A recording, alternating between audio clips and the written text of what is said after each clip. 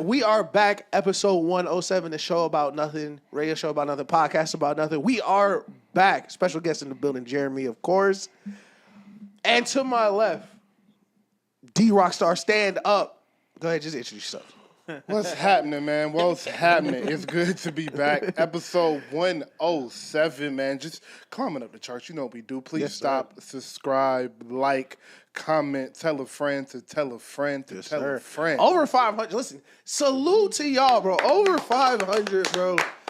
That feels good. 200 subs in like the last couple months, man. Yeah, man. Y'all have been going crazy, so please keep sharing. We really appreciate y'all. And as always, salute to the women. Salute to the women, man. Love you so much. You guys are amazing. Yep. But as always, we got a special guest with us. Jeremy, how you feeling, man? How you feeling? I'm feeling good. I'm happy to be back. Good. Yes, sir. Back in the new spot. Yes, sir. Player vibes. It's it's player in here. Yeah. So a few quick hitters before we really get into the show. Rest in peace to the Queen, Roberta Flack. She passed away yesterday, so rest in peace to the Queen. Yep. And Gossip Girl. And Gossip, I forgot, but Georgina. Yeah, Georgina. Yeah. Georgina Sparks passed away at the young age of 39. Prayers up for her and her family. If you watched Gossip Girl, she was Georgina. If you know that character, she was the worst. She played that character very well. Amazingly. And she was, I think, she was in another really popular movie. They were talking about it in the chat today. Yeah. So rest in peace to her. Chris watched everything. So, and then Matt Stafford. They gave Matt Stafford permission to seek other trades, and then Sean McVay came out today and was like, actually, we just was telling him to test the market so we could see what to pay him. Right. I was like, damn, you could have tell, ain't you? Sean McVay's so funny because it was like, Matt Stafford would demand a trade, and if everybody's first reaction was like, Aaron Rodgers should go there. Listen, I did see that. Aaron Rodgers considering going. I did see that. McVay saw that. He said, we get Rodgers. So whatever Matt really wants, like, he can't be that bad. Like, tell him to go figure it out, and we'll figure the roster out after that. Yeah, oh God. You feel me? He was already making plans. Like, I'm going to bring Devontae Adams. They just got to release him first. Say that. Like, bro. Hold on, bro. Yeah, like, relax. Yeah, hell no. But we got a great show, man. We got a great show. I'm very happy to be here. It's a lot to get to. The basketball season is back in full effect. I found my love for basketball again over the last few days.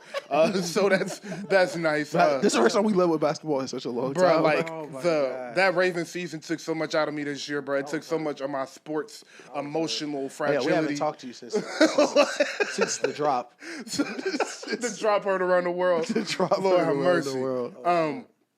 But yeah, let's get into Luka, man. Let's get into the Luka, the Lakers. They are surging. And again, I say, the craziest trade that's ever happened in my lifetime. I don't think I'll see a trade as crazy as this for as long as I live. And Luka played Dallas last night, had a triple-double, some light. Some light, hit a couple threes, stared at the bench, stared at Jason Kidd. Or farmed a little. You know what I mean. Crazy commercial, 77 license plate, change it to Texas, California. We go crazy. I did see, that was crazy. He parked it outside the stadium, too. Yeah, that's fire.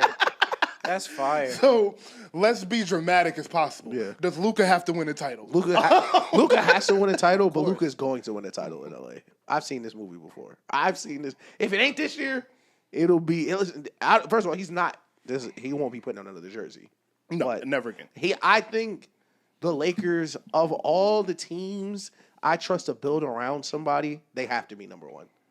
Even if you want to say the Braun 80 thing was a failure, you still got a title out of it. Come on. Still, and Western Conference Finals out of it too. Like, they know how to build around him, and the pieces around him now. And it's crazy because we talked about this before they played the Nuggets.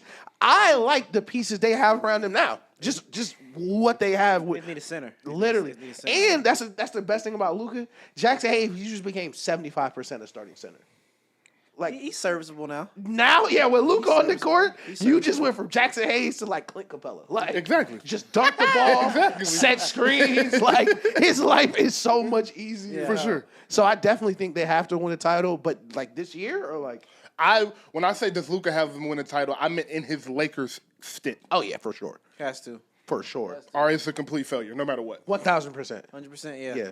Because it's never failed before. No one has ever went to the Lakers and didn't get that title. And that was my point. That was exactly what I was about to point to, is that if you go down the list of Lakers superstars, first off, let's just say this.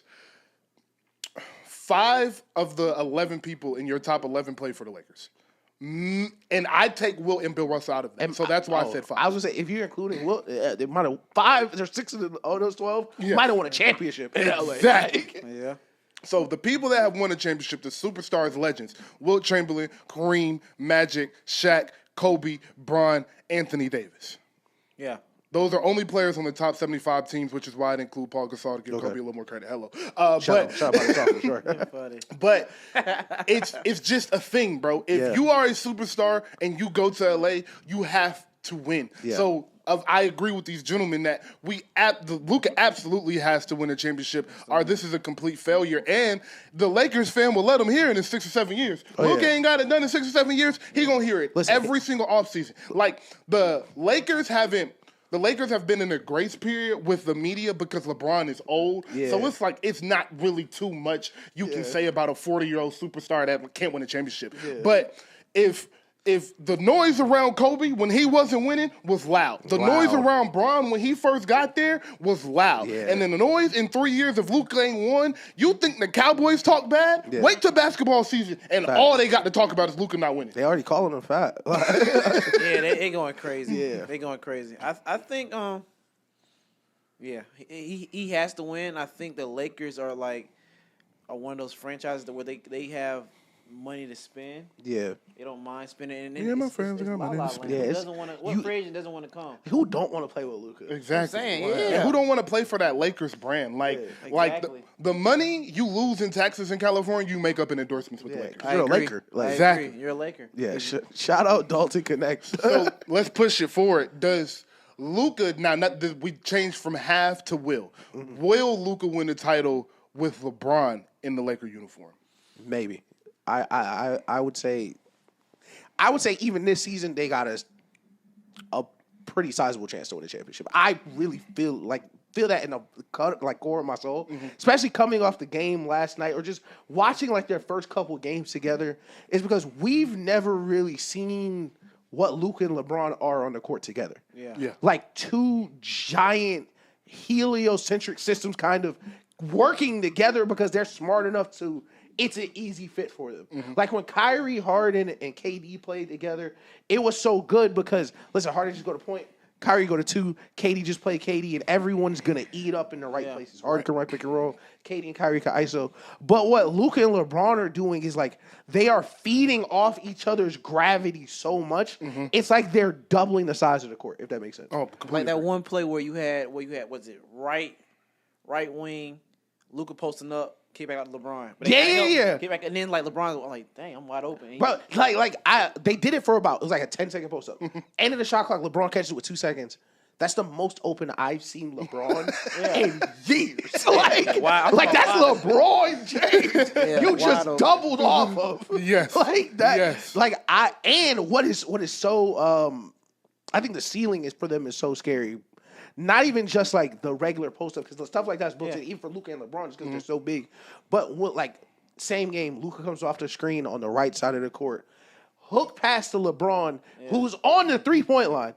Now 40-year-old LeBron would love to catch, shoot. Let's get back on defense. LeBron is not LeBron. Luka throws it to where he has to catch it moving, and you have to catch it in the lane, easy lay, because you got 3 people on the strong side trying to deal with Luka. So we've never really seen 2 of the best skip passers in the league play together at the same time. He's like a Brady Mahomes, Lamar, I'm going to throw you open. Literally. That's the type of things Luka does is he throws you to spots you didn't even realize was the open shot. And not that Bron didn't realize that Bron just 40 and didn't want to cut. That's the thing for sure.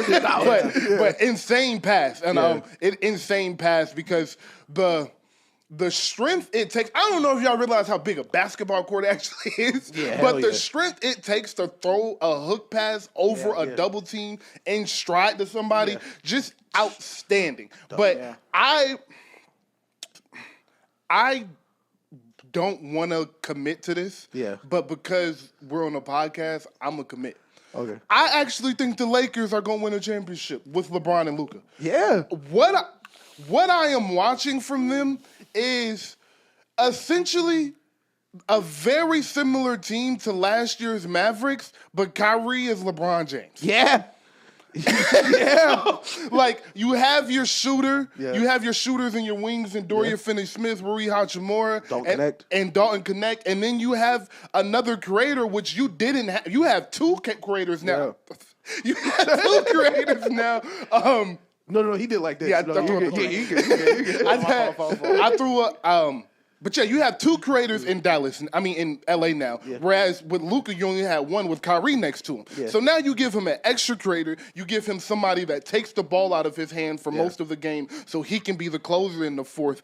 And that offense, I just don't think you're going to be able to stop for 4 games out of 7 for the next 3 years. I don't think you're going to do it. And if they don't win it next year, which I give them a big chance to, I'm not going to be surprised if they retool this summer and win it next year, because I think that is an attractive destination for centers and shooters, and that's all they need. And, like, it's crazy. When because let's take it back a year and a half, kind of, or just a year. Mavs makes the trade for P.J. Washington, Daniel Gafford, and I come in here and I'm like, yo, the Mavs are going to go to the finals. I think this is the best team right now. But, like, the way they're playing defense, all of that. They did all that despite Tim Hardaway Jr. No shade to Tim Hardaway Jr., but he was one of the worst players in the league actively at that point. You take Tim Hardaway Jr. and you replace him with Austin Reeves, who is out of his mind right now. Even though I don't think Austin Reeves is an elite player, he's a great third option on this team. Because first, and especially, this is what I love with teams like this is, come playoff time, Luka or LeBron's going to be on the court at all times. Yeah. At all times. That's crazy. My only problem is just Redick, how he coaches, and then defensive schemes. Yeah. Because Luka will have to move them puppies now. Yeah, Luka's going to have to play more defense. He played defense versus the Mavs. I think he's going to have to play defense in spurts, and so is Bron. Yeah. So, Jeremy, last week Ish said that he actually trusts LeBron to be able to guard centers enough in the fourth quarter for them not to have not having a big to be a big issue. And I was like, he might be able to do that with the rest of the West, but there's no way he's doing that with Jokic. How do you feel about LeBron guarding centers to close the games small, and how do you feel about him guarding Jokic? It depends on the center. So Jokic, no, like he has no business doing that. It depends on 1 through 4. It just depends on the certain matchups. Cause it has to be like, I don't want to see the whole game. Maybe the fourth quarter, last 5 minutes. Yeah, that's what I'm saying. Spurts, last 5 possessions, last 6 possessions. The reason, and let me give you the reason why I believe that is, first, LeBron center of gravity is so much lower than the average big, and he's so much stronger that it's harder for Jokic to really chisel through him. And with the offense the Nuggets run, so many dribble handoffs. If you have Bron on Jokic on the handoff, Jamal Murray don't want to come off and get that, or like you're keeping 2 good defenders in front of the action at all times. And that's kind of what you saw with what Redick did when they played them was, we're just going to do what they do to Giannis, even if Jokic don't got the ball. Even if Jokic don't got the ball, we're going to build a wall in front of that nigga. Just to not let him create that space. Because I think that's my thing with Jokic is I don't think a regular big like Jackson Hayes, or I'm trying to think of another regular, Steven Adams, like a regular big, you're going to be so successful up until a point, because once he gets to that spot, it's already over. You have to be like a physical, because Draymond Green has great success against Jokic. The way he guards, so I can see that, but at the same time, I wouldn't say LeBron. I would say Draymond's a better defender than LeBron. Oh yeah, right now. It just depends. Like it's just certain matchups I would like to see that, because I will go back to like certain people going last year when you remember the playing game. When Zion dropped 40, like LeBron had no business guarding Zion. Can't do nothing with Zion. He had no I'm saying just certain stuff with LeBron was like I gotta That was hard to watch. That was hard to watch for Bron, because Bron used to be Zion. Like certain stuff he had no business doing that. But I think LeBron can do it. It's LeBron at the end of the day. That's what my reasoning literally was. I'm trying to think. That's not DNA. That's USA. Who's the bigs in the West? We'll just go down. Sengun. At 2, we got Steven Adams, Brandon Clark. At 3, we have Alfred Şengün. And I'm going by ranking. So Rockets, Memphis Rockets. Chet. We got Chet. OKC. Yeah, we ain't worried about Chet. We got Chet, Isaiah Hartenstein though for OKC. And then we He's have not on the board. Hartenstein. He rebounds the basketball. Oh my tough. gosh. And so I do want to say with LeBron and Jokic and Draymond, those let's focus on those three players because, like you said, Draymond does a great job of guarding Jokic. He does a great job. But if you watch the stat sheet after those games, you wouldn't think so. Yeah. What Draymond does with Jokic is exactly what you just said. He doesn't let him get to his comfortable spots. Yeah. And Draymond plays the passing lanes better than anybody in the NBA right now, other than maybe Wemby. Yeah. And pray yourself for Wemby, by the way, with the blood clot. Yeah, but it's tough. Man. But I just hit my phone. Never mind. I can't even say that. Oh with my God. Draymond, he plays the passing lane so well. Yeah. And excuse me, if you watch the Steve Kerr documentary and watch the Nuggets play basketball, and when I say Steve Kerr documentary, I'm sorry, I meant USA documentary. USA documentary. He mentions, in order to stop Jokic or to contain Jokic, you have to stop him from passing. Yeah. Because that is how the offense gets going, and that is how he makes players better. Yep. And now you're so worried about his passing, you're leaving him in one-on-one situations, which no one can stop him in. Yep. Where I'm going is, I think, like Draymond, LeBron is so smart, he can just frustrate Jokic in spurts, like you said. So I actually have come around on that point. Yeah. Now, my thing is, LeBron is 40, and I think Jokic is stronger than him. Facts. And I don't know, that body weight and that Jokic does a good job of putting his whole body. Listen, it's Batman versus Bane in that last movie. It's like, man, this nigga's strong. Yes. Like 300. That's a bull. 11, bro. That's a big boy. That's a big boy. So that's farm strength. Like that's not regular 7 for foot. Sure. Like tipping cows. Yeah, for sure. Like, he be on the horses. He be moving the horses around and shit. So before we get into SGA and Ant, how do you who would you say are the top 3 contenders in the West right now? In the West? Yeah. Of course OKC. But you know what's crazy? I wouldn't be surprised if the Lakers beat them like in the 7-game series. Me either. I wouldn't be surprised. Just something about OKC. I don't believe it, bro. I don't believe it, bro. I don't know what it is. I personally, before you continue, I don't trust young teams in playoffs. So that's it for me. Yeah. I have to see a team do it before I'm going to say they can young do it. for 4 years. They still so young. Exactly. The niggas been young for a minute. You know what's crazy? I seen something on was it Twitter or Instagram? They said the average age at Auburn is older. They're older than OKC. The average age at OKC. Oh, that's crazy. Auburn and OKC age both their lineup is like 25 years, I think. That's crazy. Yeah. But go ahead, finish your theory. But OKC. Yeah. I like the Lakers. I like the way the pace they play with. They played with some pace last night. Me too. The Mavs are not like healthy. I only see the Mavs when they're healthy. I don't like. I'm gonna say I don't like Memphis, but also this might be another thing. But is Ja Morant like declining a little bit? Okay. Or he reached his ceiling? Or I think it's the system. They changed the way they're playing. They're playing through gyro more. They're running like the least pick and rolls in the league right now for some reason. They got one of the most dynamic point guards ever. Yeah, that's crazy. And they're running the least amount of pick and roll. It's ridiculous what they're doing. I ain't tripping because I heard Roby. Yeah, Roby talking about Jaren Jackson might be better. Roby, watch your mouth. No, Roby saying shit crazy. Yeah, Roby. Yeah. Listen, Roby, when you see this, let me know what Clay averaging. I didn't forget. Let me see. Bro, the offseason came around. They be trying to make me and Daniel mad. It was like, Clay gonna get looks he never seen before. Watch he go off. Shut up. Like, he played with Steph Curry. He played with Steph Curry and Kevin Durant. Shut the fuck up. Like, them niggas be hating, bro. Oh, my soul, them niggas be like, he sucks, bro. Clay Thompson bad. Man, let me see. That's it. And then my top 3, and then Denver might come up. I don't like Rockets. Still got a couple more years. The Suns are cooked. I think the Suns is. I think the Suns are stick a fork in it. There's cooked. You know what? I wouldn't be surprised. You know, if I was OKC, I'll trade some of that war chest to go get Kevin Durant. I think that too, but I don't know, man. How much longer do you think KD gonna play? Until he's 44. But the way KD game is, because he's not a super crazy athlete. He know how to score the basketball, very skilled. I'm talking myself into it because now that I think about it, KD don't want to do nothing but play basketball. Him and Kyrie can play too, because they just skilled guys. And Kevin Durant really like being in the NBA. Like Kevin Durant loved being in the NBA. He was crying, he was on the documentary. He loves basketball. He loved that shit. Like, I agree, and my thing is, similar to KG, I don't think Kevin gonna care about his career average. Yeah. Like, You know who Kevin Durant is. You know what he did. Kevin If you see the Durant. last 3 years of his career, he was averaging 16, 15, 14. You know who the fuck Kevin Durant was. That's a fact. So Kevin I Durant. think KD is one of those players, and not I think.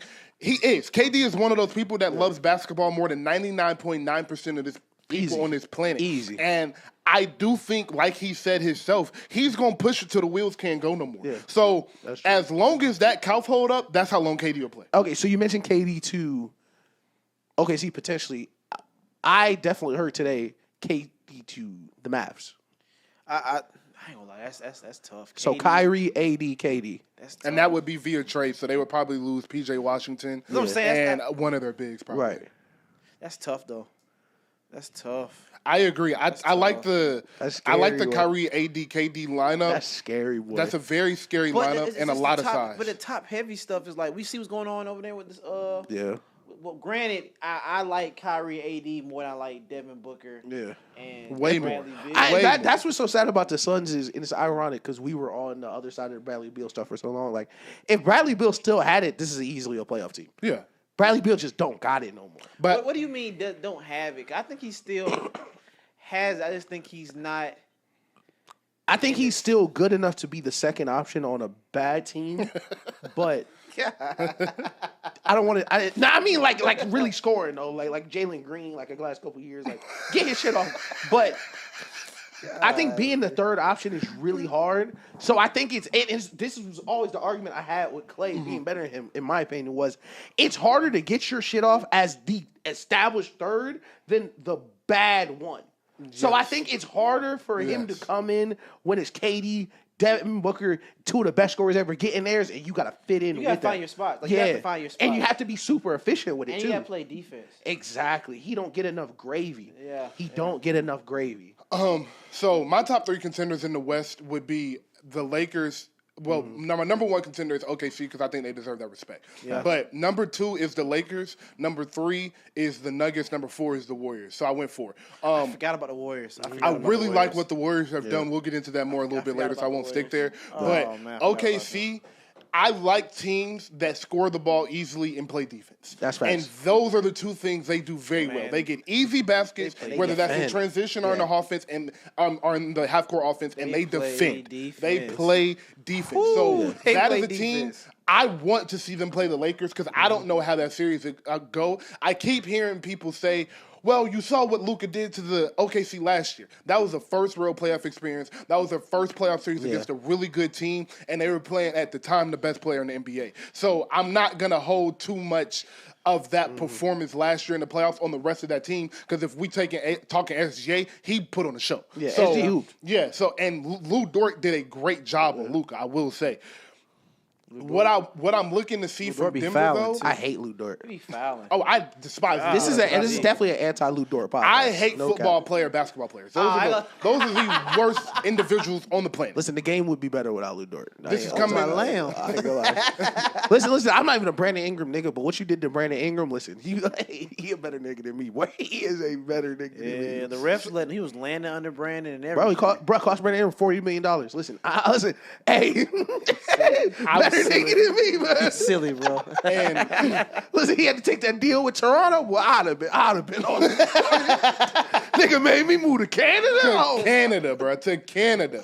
Ooh. But to the Mavs, your point with the Mavs this year is because I love them with KD championship. But this year, I came in here after the trade and was like, I'm in disarray because I actually think the Mavs are still just as good as they were and can go to the finals. So it's a weird like trade, but you traded fucking Luka. So like, but now that AD and Gaffer are gonna be out for another 3 to 5 weeks, Sheesh. I can't trust a team that has 20 games under their belt, 17 games under their belt, playing together for a full playoff series to win the championship. So simply for that reason, and if it was just Gafford that was hurt and AD was okay, cool with it. But AD being gonna have to be the 1A or 1B option every single night, not being there right now, I can't trust him to be a real contender this year. No, I definitely Like agree. that's a good take. That's a good take. I do agree that the Mavericks are just as good. I feel like the Mavericks ceiling is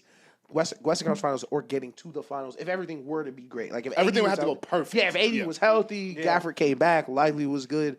But I think the most interesting part about this trade and why it will go down as one of the most interesting trades ever is, like, it is very realistic that the Mavericks play the Lakers in the playoffs this year. This year. Not even just down the road. Yes. And I don't think they match up well with the Lakers now. And I think that is the most ironic part is I think Luka would stop them from getting to the finals. Yeah. More than, like, if they played OKC, I would be more comfortable with them versus OKC just because OKC super strengths aren't going to hurt the Mavericks as much as it will versus another team. Like the way Minnesota was able to ball pressure the Nuggets out of a playoff game, but couldn't do it versus the Mavericks. Kyrie ball handle simply just won't let you completely turn off their offense. And with 80 down low, I think they will be great. But the strength of the Mavs being their defense right now, they can't stop Luka. Yeah. Simply. They just can't stop him. So, and I think that is what is so worrisome for the Mavs is like, man, do I think Kyrie's one of the best players ever? It's crazy. We talked about this on the show. We should ask your opinion. I think he's the most skilled player ever. I don't think Kyrie is going to be a 1A throughout the Western Conference playoffs at this age. I don't think it's realistic to ask that of him. No. I think it's playoff games or series. He could do that. But every single night, especially because we're going to talk about it later, damn, that West look crazy. That West looks crazy. You know what I mean? You got to get through championships to get to the finals. Yeah. You got to get through Braun, Jokic, Steph. I won't call Jimmy a champion because Jimmy's not a champion. But, like, they are loaded top to bottom in the West. Yes. So, I think AD, it's a lot to ask. AD, yeah, facts. So to your point about the Lakers not being able, the Mavericks not being able to stop the Lakers, I actually do think the Mavericks are built the best to stop the Lakers. Now, I am under the impression that offense is unstoppable. I want to say that again. But I do think what you need to be able to stop LeBron it's always been this. You need multiple bigs. Facts. Because you need people to rotate that can consistently contest him at his rim. And now that the crown is is melting a little bit, and he can't explode like he used to, and he can't put his shoulder into you like he used to and elevate, the bigs affect him even more. So the Mavericks having 3 bigs to rotate from LeBron attacking and forcing him to be a jump shooter at times, I actually do slow down their offense. Now, to the point about Luka, they don't have the personnel to guard Luka and stop him from getting 2 feet in the paint, and that's where the offense is a problem. But I don't think the Lakers have a consistent enough shooters to consistently make that a problem. I think the driving and the scoring in the paint is where they're going to get their bread and butter, and I think the Mavericks do a good job of stopping that. So they actually will be able to contain them better than most teams. This is why I think LeBron and Luka fit so well, because what you're saying is completely right. Like, game plan wise, like, we want to keep, of course, we want to throw as many bodies at LeBron as possible. And like, people always forget this, willing bodies. I don't mean Jordan Bell, who's not going to jump with him when he gets to the rim. Gafford, Lively, 80, all are going to contest him the entire game. But to stop Luka, you need mobile bigs who are going to slide their feet. That's why the Lakers are so tough right now to probably game plan a series out. Because if we match LeBron and Luka minutes, what big do you play? Yeah. Because the big that's going to help you stop Braun the best can't step out with Luka. True. And the big that's going to stop LeBron the best, stop Luka the best, can't protect the rim as much with LeBron. So I think they are such a weird, they're 2 sides of kind of the same coin right now, especially because Braun, and we gave him credit for this before even the trade, this is the best Braun has shot ever. Yeah, he's shooting the basketball. Like, he's shooting it, but it's ridiculous. Yeah. Like, that's like, it's crazy. He get around Steph, be trying to act different because, this is work bestie. But, like that shot he hit versus the Warriors, I'm like, all right, my nigga. Like, this is not your bag. Like, you stole this from him. Like, but to that point about the bigs not matching up, I agree with that if they're staggered. But at the end of the game, they will be on the court together. And what I think the Mavericks will do stay big. And the quiet is kept. I personally think AD is a top 3 defender in basketball right now. I believe he can match up LeBron. I think you can put AD on LeBron and force that switch. Yeah. And I trust AD on that island with That is with so Luka. interesting. And so tough. if you're gonna put That's PJ so interesting. I Washington didn't even think about and that. if you're gonna put PJ Washington on Luka and AD on LeBron, I like that switch. And I like the fact that after you get that switch, even if Luka gets to turn the corner on AD, now you got Gafford meeting him at the rim. This is what's so. Listen, we was like the NBA ratings down, and these niggas, listen, Adam Silver, salute. Salute. Because we need this series, because I agree with you, except I think there's an odd man out. And this is why this series is so interesting, is because, like, we know, it's so weird seeing AD be the nigga that's going to guard LeBron, but, like, Kyrie got to guard somebody. Fair. So if JJ Redick says, yeah, we're going to go big, and this is why I like the trade not going through, because now if we're going to go big, Luka, LeBron, you can go Dolphins Connect, you can go Cam Reddish, you can go Rui, whatever random big who's going to catch oops. And if you want to keep Austin Reeves, you can, because he's already so much bigger than Kyrie. But if you want to do another wing, you can double up Dalton Connect, Cam Reddish, any of the wings you trust, and now the shortest person on their team is 6'8", and it's Luka. Yeah. Like, that is what's so scary about the Lakers, and that's what I liked about the 2020 Lakers so much. Like, yeah, you got Rondo on the team who's super underrated, but... To visualize, just for the audience, we're going to say the lineup is Luka, LeBron, Rui, Connect, and Jackson Hayes. Yeah, Just exactly. For, and the smallest person is now Luka Doncic, Yes. who's 6'7", you know, they say he like 290 or whatever. Rui plays bigger than he is. And Rui, like, yo, Rui, Rui, I don't like Rui game, but and what's so funny is I love that he's on the team. Like, Me too. Every team gotta have that one nigga you kind of don't like. Yes. It's like the beginning of the game, it's like, man, why are you shooting this fadeaway with Luka and LeBron on the court? And then a quarter later, he run the same play and drop step the shit out that nigga and lay it in. I'm like, okay, that is why you playing this old head ass game. Like, he is the dirty work person. So I think the Lakers, like, listen, if you're gonna put out 5 people above 6'9", like, I mean, Luka got to guard Kyrie too, but that is the cat and mouse game. Yeah, and that's how do you feel about a Lakers Mavericks series? How do you feel it play out? And of course, they're both healthy in this scenario. That's a good matchup. It's a great I matchup. think Lakers will come out. I think will win. But I don't know. It's been on series to AD, because you get the AD is giving you Locked in AD 30 and 20 and 30 and 15, and Kyrie's a dog, man. Kyrie tweaker, bro. Kyrie's a dog. That'd be like a 7-game series. Like, I agree. It wouldn't be like 4-1, 4-2. But I can't. I have to like see game 1, and I'll love to see the minds of Jason Kidd and Redick. I would love to see that chess match, because I think Jason Kidd is an amazing coach. Yeah. Me too. And I think agree. and I think Redick has a great basketball mind. So I think it might be something you might see. You liable to see like a triangle of 2 on the mix. one. I call triangle of 2 on LeBron and Luka. Oh God, I would. Yeah, you might see just all kinds. You might see a trap in the corner. You might see all kinds of this crazy. Game playing how you do like a 1-3-1. Yeah. Oh, listen. If I'm JJ Redick, first game of that series, we're blitzing Kyrie every play. Yeah, 1-3-1. We're gonna blitz Kyrie every single play and see if the short roll is gonna make that pass. So, who do you think is? And we'll take it to the fourth quarter, because that's when the game really matters. And we'll assume all these games are close. Who do you trust more to create great shots more often? Kyrie, Clay, and AD, or LeBron, Luka, and Reeves? LeBron, Luka, and Reeves. I'm sorry. I genuinely believe this. I think Luka been the best basketball player in the league probably 3 years. I think he's the best. I think the moment he walked into Phoenix and ended that team, that was the best basketball player in the league. And I think he's been like since he's done that, he's led the NBA in scoring and carried them to the finals. I think he is too, by the way. I think Jokic is the best player in the world. That's fair. I think Jokic. And I'll put their work besties. That's fair. And I depend on what season. I'll put Greek over. I'm not mad at that. I'm not mad at that because Greek is just so like. And he's a winner. Like he just wants to win. I don't have Greek over him because of that Miami series. Yeah, that left a bad taste in my mouth. Listen, you can't throw the ball. You can't be scared of free throws so much you throw the ball away. It definitely left a bad taste in my mouth. Like panicking because you don't want to shoot free throws, I feel like is a bad look. Okay. Yeah, but what Giannis does over the course of a season and the course of a series, he's ridiculous. Like Giannis at worst, I feel like the list should be SGA, Jokic, Luka, Giannis. Whatever order you like those, they gotta be top. Those are your top 5. Yeah, I think those have to be the top 4 players. Like I feel like the lowest any of them could be is 4. Okay, that's a fun conversation before we get into the other two. Yeah. So what Ish just said, I completely agree with. So I think we're at a consensus now in the NBA where the top 4 players are Jokic, Luka, Giannis, and SGA. Who is that 5th player for y'all? You have to name one person. Listen, you I can't do to me. I name really, 3 players. I'm telling you, It's interchangeable, though. That's what I'm saying. when we get Interchangeable. bigger, I'm telling you, we're gonna have a lie detector on here for the audience, so niggas know I'm serious, bro. Wemby's the 5th best player in the league.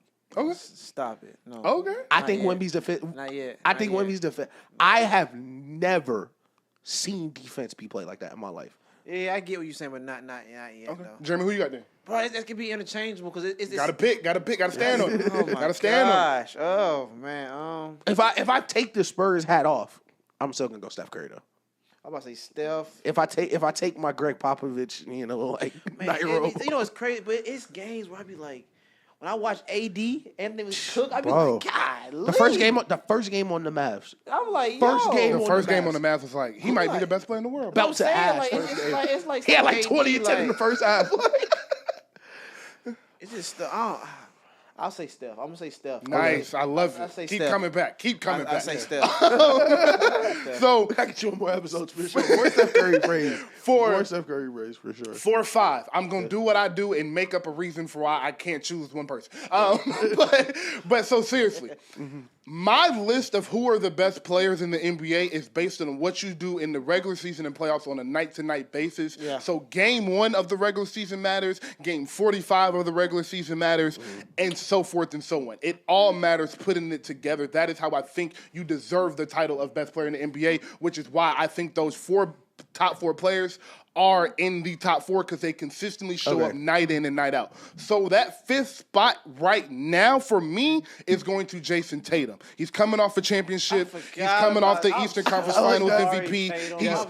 For the past 4 years, Jason Tatum has been 28, 8, and 5. You haven't been able to stop him. He with LMA. Facilitates. He's with LMA. Shit, that's a plus. And sorry, he Tatum. Jason can go for Tatum, 40 my and apologies, 15. He can go for 19 and 11 like he did last night. Whatever the Boston Celtics need Jason Tatum to do, he does.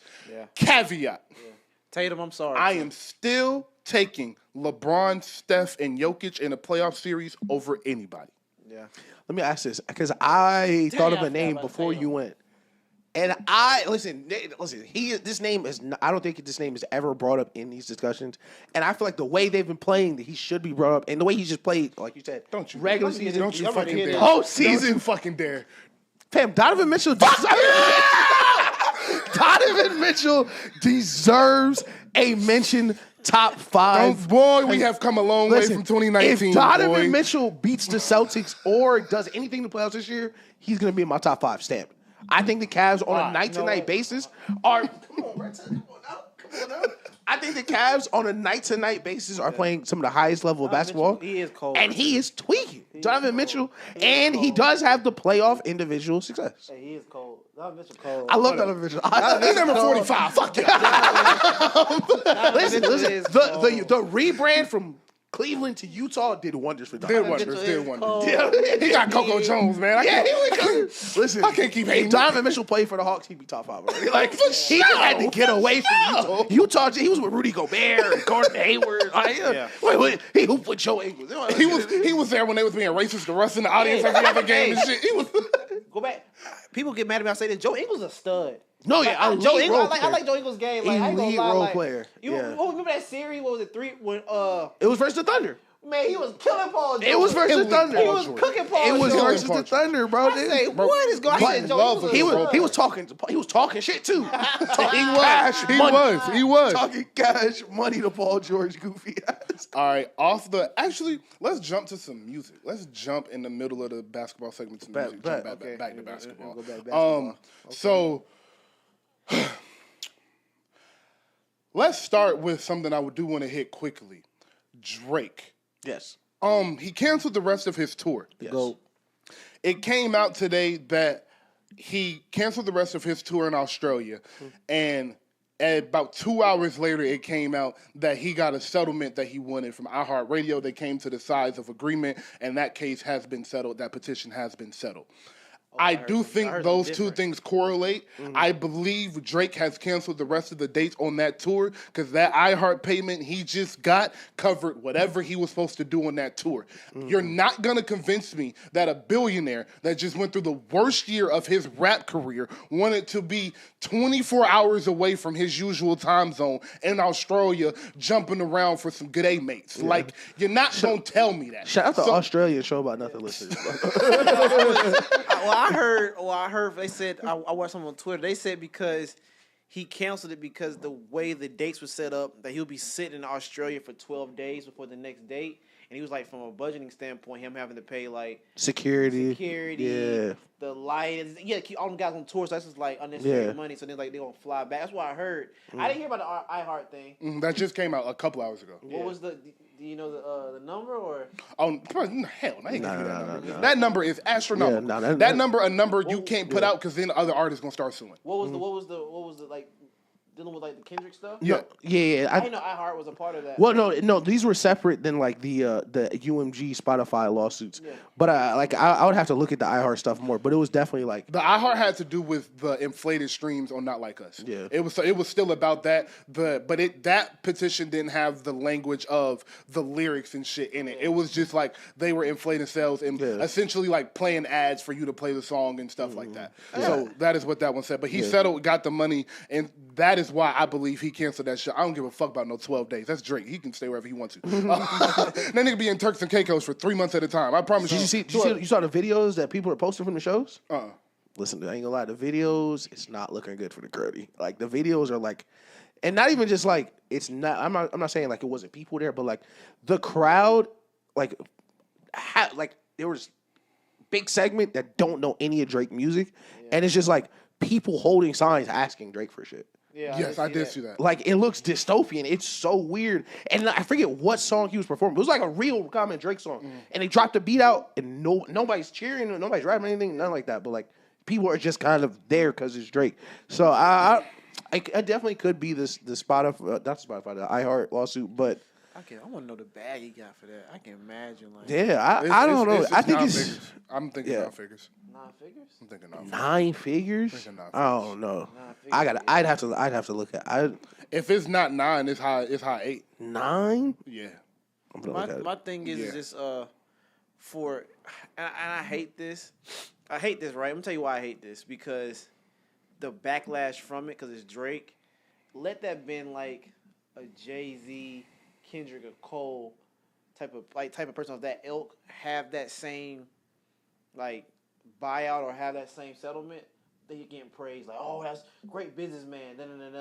So I think because it's Drake, it's like, oh, you're still no, I completely disagree because the premise of why Drake is doing what he's doing is different. So that is why Drake is receiving the backlash he has for the lawsuit is due to the fact that you're suing because you lost. Like, if Not Like Us comes out, I don't think and Drake rebuttals and people like Drake's rebuttal more, Drake isn't suing. So I don't think that Drake is suing because the song said what it said. Okay, I see. He's suing because let me jump in. Let me jump in. So the case was dismissed from this specific court, but apparently the language is reach a resolution that is favorable for both, but no payment has been reported.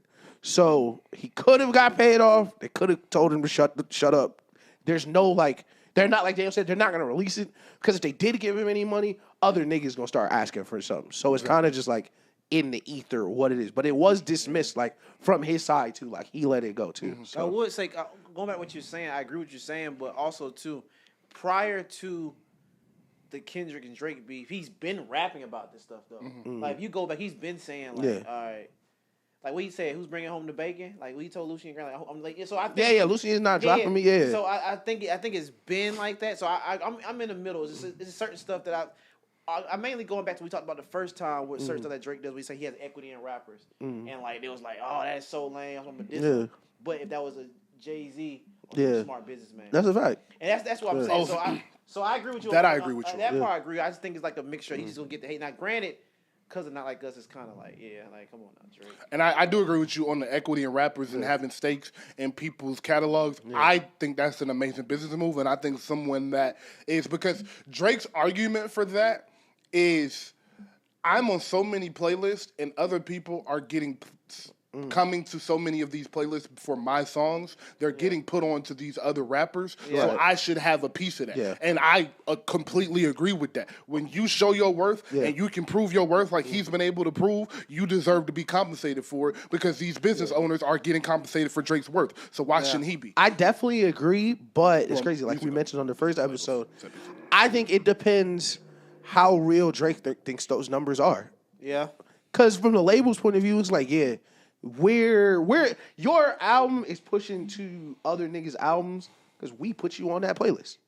Yeah. And I think what you're seeing now is if we don't do that, your numbers don't look like they did before, which is why the negotiations are going different than he thought it was. Because, of course, shit, if I was Drake, I think the numbers were real too. But, like, he's coming to realize, and Drake fans, a lot of them are coming to realize, like, they're like, the numbers look weird. Why is he not number one on Spotify, but he's number one on Apple Music? Like, fam, the way the labels play these games with these numbers, none of these first week numbers are real. That's what I'm saying. For years and years. And our favorite example is, like niggas want to tell me with a straight face, Meek lost 90% of his fan base. No, he's just not a major label act no more. So his first week don't do 150. He may do 40K, but that's still Meek Mill. Niggas still go listen, and you see it with so many other artists, and like you see it with Drake now. Like Nokia should be challenging for. Well, of course, not like us, but like in a normal month. Nokia will be the number one song. Too. Have you on the pop? Nokia Man, Nokia is crazy. Nokia is hard. I like that. That should have been one of.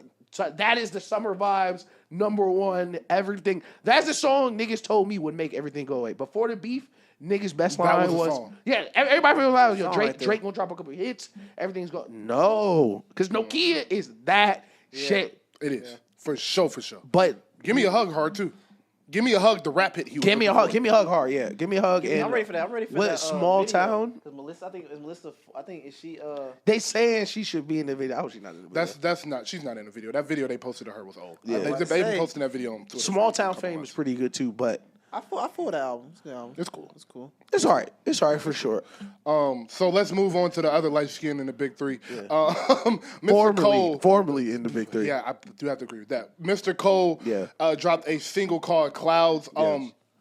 He essentially put it out on his blog and that he's blogging.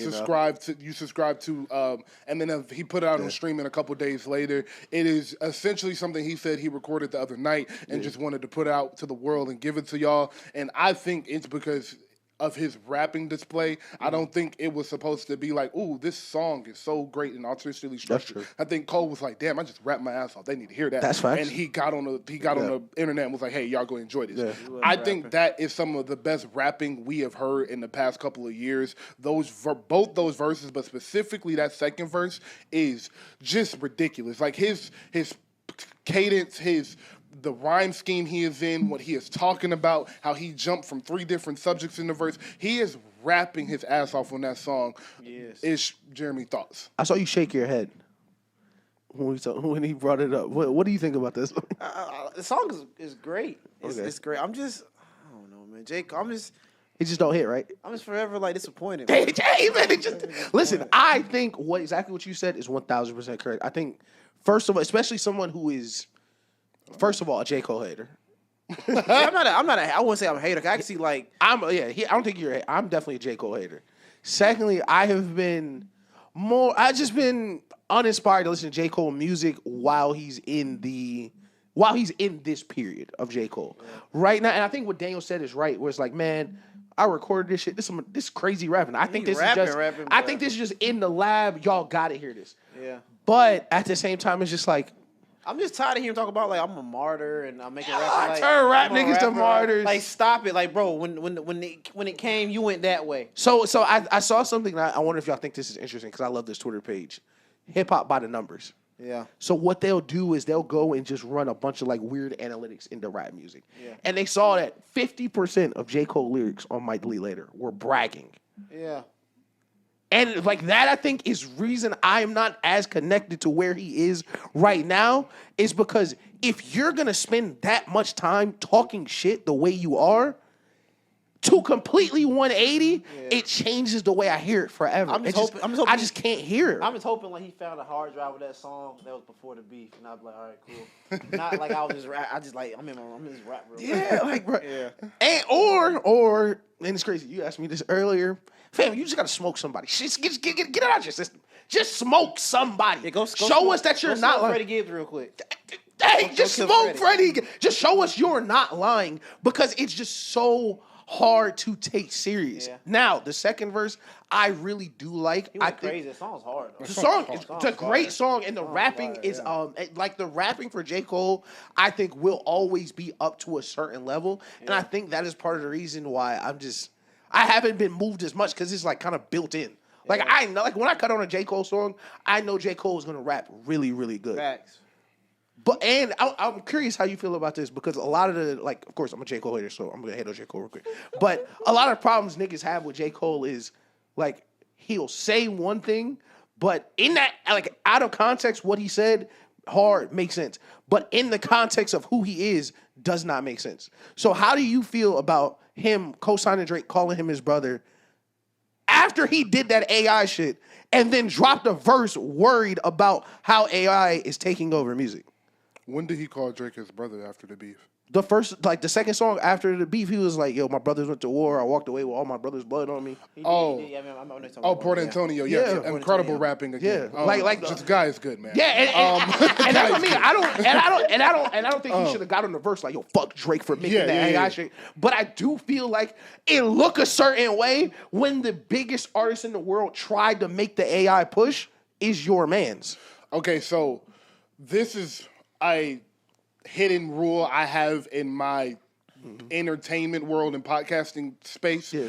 I don't think none of these niggas like each other. That's fair. So That's I don't think 1,000,000%. Drake and J. Cole like each other. Yeah. I don't think they was running around besties on tour That's like fair. I love them. Yeah. I think they was getting the bag together.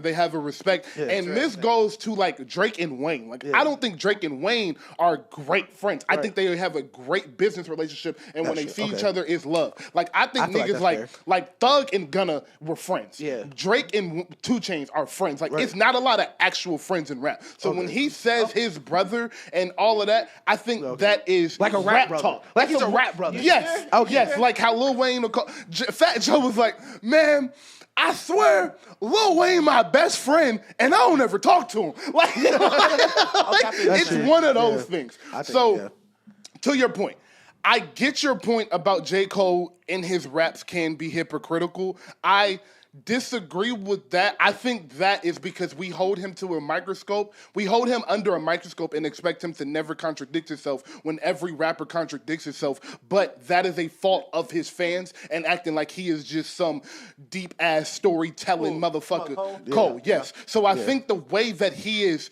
put under a microscope for certain things he says is due to his fans. So I'm not going to stick on the point. I'm not going to stick on that point too much. That's fair. But to your question, no, I don't have a problem with him mentioning the AI thing with Drake doing it because,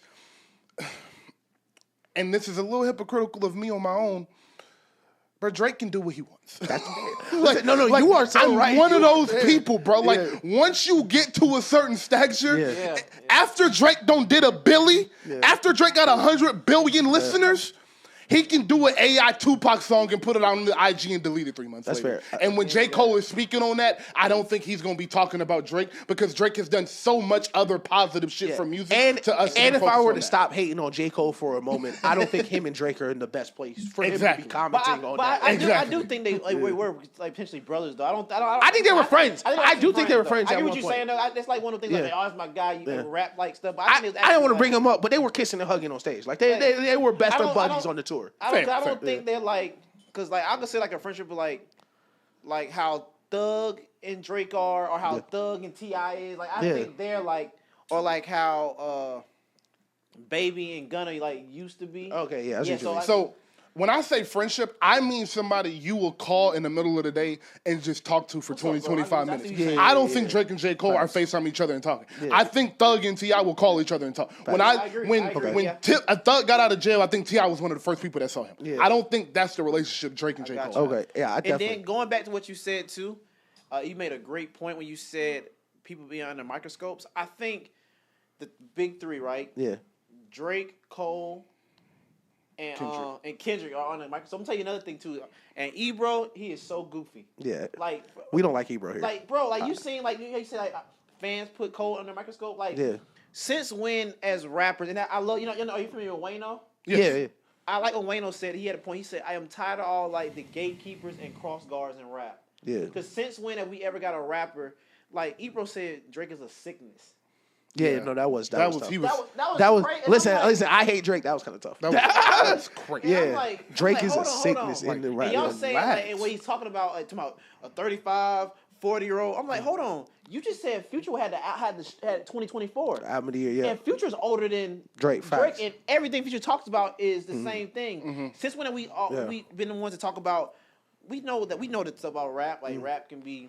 Misogyny, all that. Yeah. Who cares? We know that's Yeah, rap. Yeah. That's so rap, why right? are you picking this man? But you don't say that. Like, I that think part was Ebro is definitely one of those niggas who just go for the easy target. I can't stand Ebro. I don't know if y'all ever seen it because I know you really love Joe Budden, but I think it was in 2015, 2016, Joe Budden went up to Hot 97. And this was after he fired Marissa Mendez off the Joe Budden podcast. I had never watched the Joe Budden podcast. I had no clue who Marissa Mendez is. Didn't know who really Joe Budden was. But in this interview, Marissa Mendez surprise pop up at the interview. She with Ebro, Peter Rosenberg, and this Marissa, and they're like trying to press Joe Budden or some shit, and like they just acting like some hoes in the whole interview. And from that whole interview, I was like, I don't know who Joe Budden is. I fuck with him. And when it started watching the Joe Budden podcast, and I don't like Ebro because I think Ebro's one of those people who's like, oh yeah, people don't like him. All right, I'm gonna shit on him. Because I do think, like, that point, calling Drake a sickness is just, like, that's too far. It's a step too far. It's past music. Like, It's way like, you don't know too these far. guys personally. Like, that's the part. I'm like, Unless you really think Drake is on some weird shit, I think that is crazy to say. And I would never shoot Ebro no bail. But if Ebro were to, let's hypothetically, if he were to make a cogent point trying to dislike what Drake has done for the rap game, he should say that, like, Drake has made rap more commerce than art. That is different than saying Drake is a sickness. Yes. Drake is a sickness is crazy to say. And he doesn't deserve that. Like, I want people to that is a fact. That is a fact. Say that again. He truly just doesn't deserve to be spoke about in that way when he has done what he has done for this genre. Now, this clip is probably gonna be on TikTok and y'all are gonna see some TikToks where I'm yelling at Drake. My problem with Drake is that he isn't honest about what his intention is with his music. That's my whole purpose with Drake. I have a rant talking about For All Your Dogs and how I wasn't mad at the playlist version of the album because I understand why you're doing it. My problem is don't get on stage and talk about this is for all my dogs, my old Drake fans. Y'all know what I'm coming to do. Take Care Part 2. It's Take Care Part. Don't say all of those and then give us that because you know that's not that. Don't say you want to be the biggest rapper in the world. You want to be the best rapper in the world. I'm the best. I'm number one, and do nothing to push the genre, your creativity, or your albums in a direction we've never seen before. You can't do both of those things, and the actions don't line up with what you're saying. And I think so. That's my problem. I think what you said was important. Drake don't deserve that because no matter how we feel about. And of course, I'm a giant Kendrick fan. How we feel about it ended, or how people think it ended with Drake's career, or like Drake's run. I mean, nobody's in rap. I don't think nobody in rap ever did. Listen, absolute cinema. Drake is. I always take Eminem out of this, but Drake got bigger than any rapper ever thought they could get. That's a fact. And Drake, when he did it. He kept rapping. When Post Malone got big as fuck, he stopped rapping. When these niggas get big, when Hov got... He got out of here. He said, we just rap. They say, yo, Post Malone, stop rapping. All right. He done did everything under the sun but rap again. He's out of here. When Hov got super, super rich, he stopped rapping. He didn't even put out an album since he got rich for real. Put on that suit. So I applaud Drake for still actually rapping and doing shit like 8 a.m. in Charlotte and stories about my brother and things of that nature and still putting into the craft because Drake absolutely has the capability to say, yo, I'm going to go make a 12-song pop album and be out of here. He can do that if he wants to, and he does it. So I don't want to sit here and act like Drake has deserves no credit for what he has done the past 15 years. Act like he deserves no praise for what he has done. Drake is him. Drake is one of the greatest artists that has ever walked this planet. And to call him a sickness in a genre that he has uplift and take to a point you never thought he could get to is crazy, Ebro. I think you got to chill. And I think what's so frustrating about it is, like, for us who like really even all the stuff we'll say about Drake, all of it comes from this is one of our 3-5 favorite rappers ever. I just want you to be the best. Like, and that's all this is. Aside from that, like, Kanye West is my goat of all goats. Like, if I could see anybody's run start to finish, it would be Kanye's.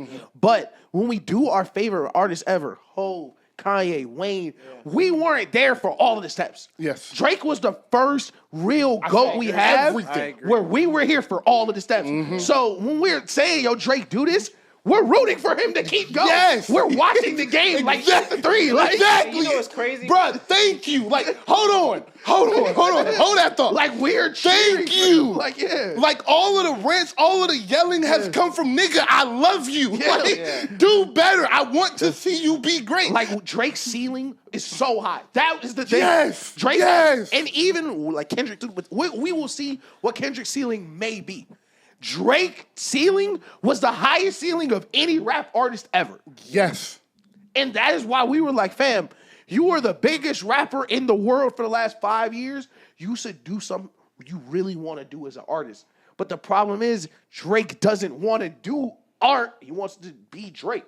Yes. And that is perfectly fine. Yeah. And the songs where he want to make art, he do. When Drake want to make Scary Hours 3, he makes Scary Hours 3. Drake want to make Hours in Silence, he make Hours in Silence. You know, this is perfect what you guys are saying. This is like I said, I'm a big boxing fan, right? Yeah.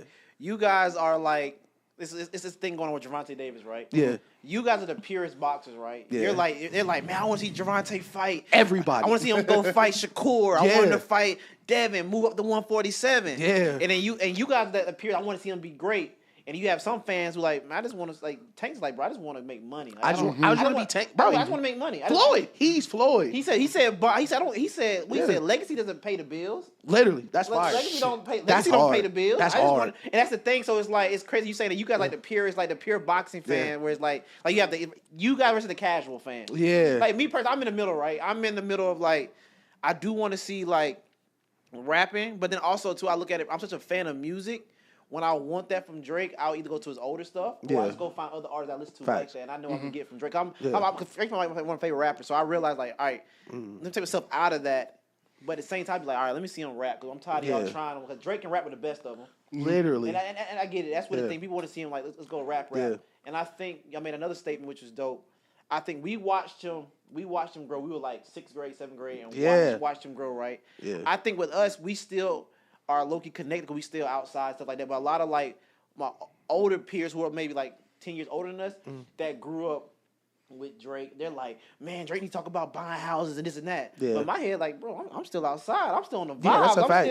It's like, so I see the disconnect from somebody who might be 5 to 7 years older than me compared to like, so that's the thing where we kind of stuck in. And like just with Drake, I think the biggest frustration some of us had, like the little pockets of the niggas who like really love Drake, but wish he would do different things, is like when Beyonce dropped Cowboy, like when Beyonce dropped Cowboy Carter, she didn't ask like, hey, Beyonce fans, should I drop a country album? I'm a drop. Yeah, like that's like once you get to a certain level, you are.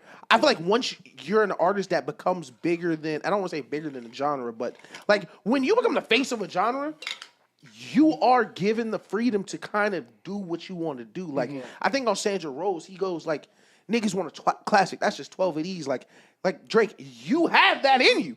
You have that in you. And that's been the frustrating part. And I do want to say, because last episode I made a correlation to him and Wayne and how he should follow Wayne's last 2014 to 2018 and change some things to prevent that pressure of, oh my God, I'm tired of hearing this same exact song in the same exact way. Yeah. I think he should take a break. But yeah, he should take a break. To the point about Ish pushing the culture for it. 2 years, see how rap crumbles. Agreed. Dog, listen, that's the thing. Agreed. Take 2 years, bro. And push. And actually, before I get to that point, I do want to say this. Y'all are listening to some niggas that love this shit. Like, that's a I fact. mean, I That's a fact. love this shit, Yeah. bro. Like, after the Kendrick Lamar halftime show, I cried. Yeah. Like, I was watching the USA basketball documentary and I cried. Like, this is passion. I love fact. this shit. So My Apple replay would minority. make a lot of you niggas shudder. I'm in the minority. It's just in the minority of how we feel about Drake. Yeah. But the thing is, the minority tells the majority what to think. And a fact. that is what we have been preaching this whole time, is that is a gatekeeper's job, is to have this passion, is to have this love. So when the genre is pushed out to the masses get the best display of what this genre has to offer. Right. So that is why I am so hard and why I care so much and why I speak so passionately about Drake. And to the point about pushing the culture forward real quick, Wayne did a rock album, Kanye made 808s and Heartbreak, in the middle of them being the biggest and best rappers on the planet for years. Hov did the album with Linkin Park. Hov did an album He with did Linkin Linkin Park. Park. The rappers at the top of the game have always found a way to push something forward and make impact in a way that is going to be felt for years to come. And you've done that, so don't get me wrong. Like he hasn't. 1000%. And like what you just said, like how much we care. That is the reason we would never say no shit like what Ebro just said. We would never look at what Drake has did and be like, that's a sickness. Like Drake has years of music that have been a part of my life start to finish. Yeah. So calling him a sickness is crazy, but I think we're going to, and I said this, listen, the minute the beef ended, we gave Drake the playbook. And we're going to keep saying it until he uses it. Because listen, you can have it. You ain't going to send us no bread, nothing. Like, just lock in. You need to let niggas miss you. That's it. I'm telling you, you go a year. Let and niggas folks be like, miss you, bro. Let me. But also too, and going back to you guys' passion too, and I can appreciate this. But you guys are not passionate enough where the young guys coming up in music, you guys are not like, I'm not fooling with them. Yeah. That's why Exactly. That's why I fool with you guys. I know a lot of Yes. people like I got uncles and stuff from New York, like, I'm not fooling. That's why Listen, New York niggas.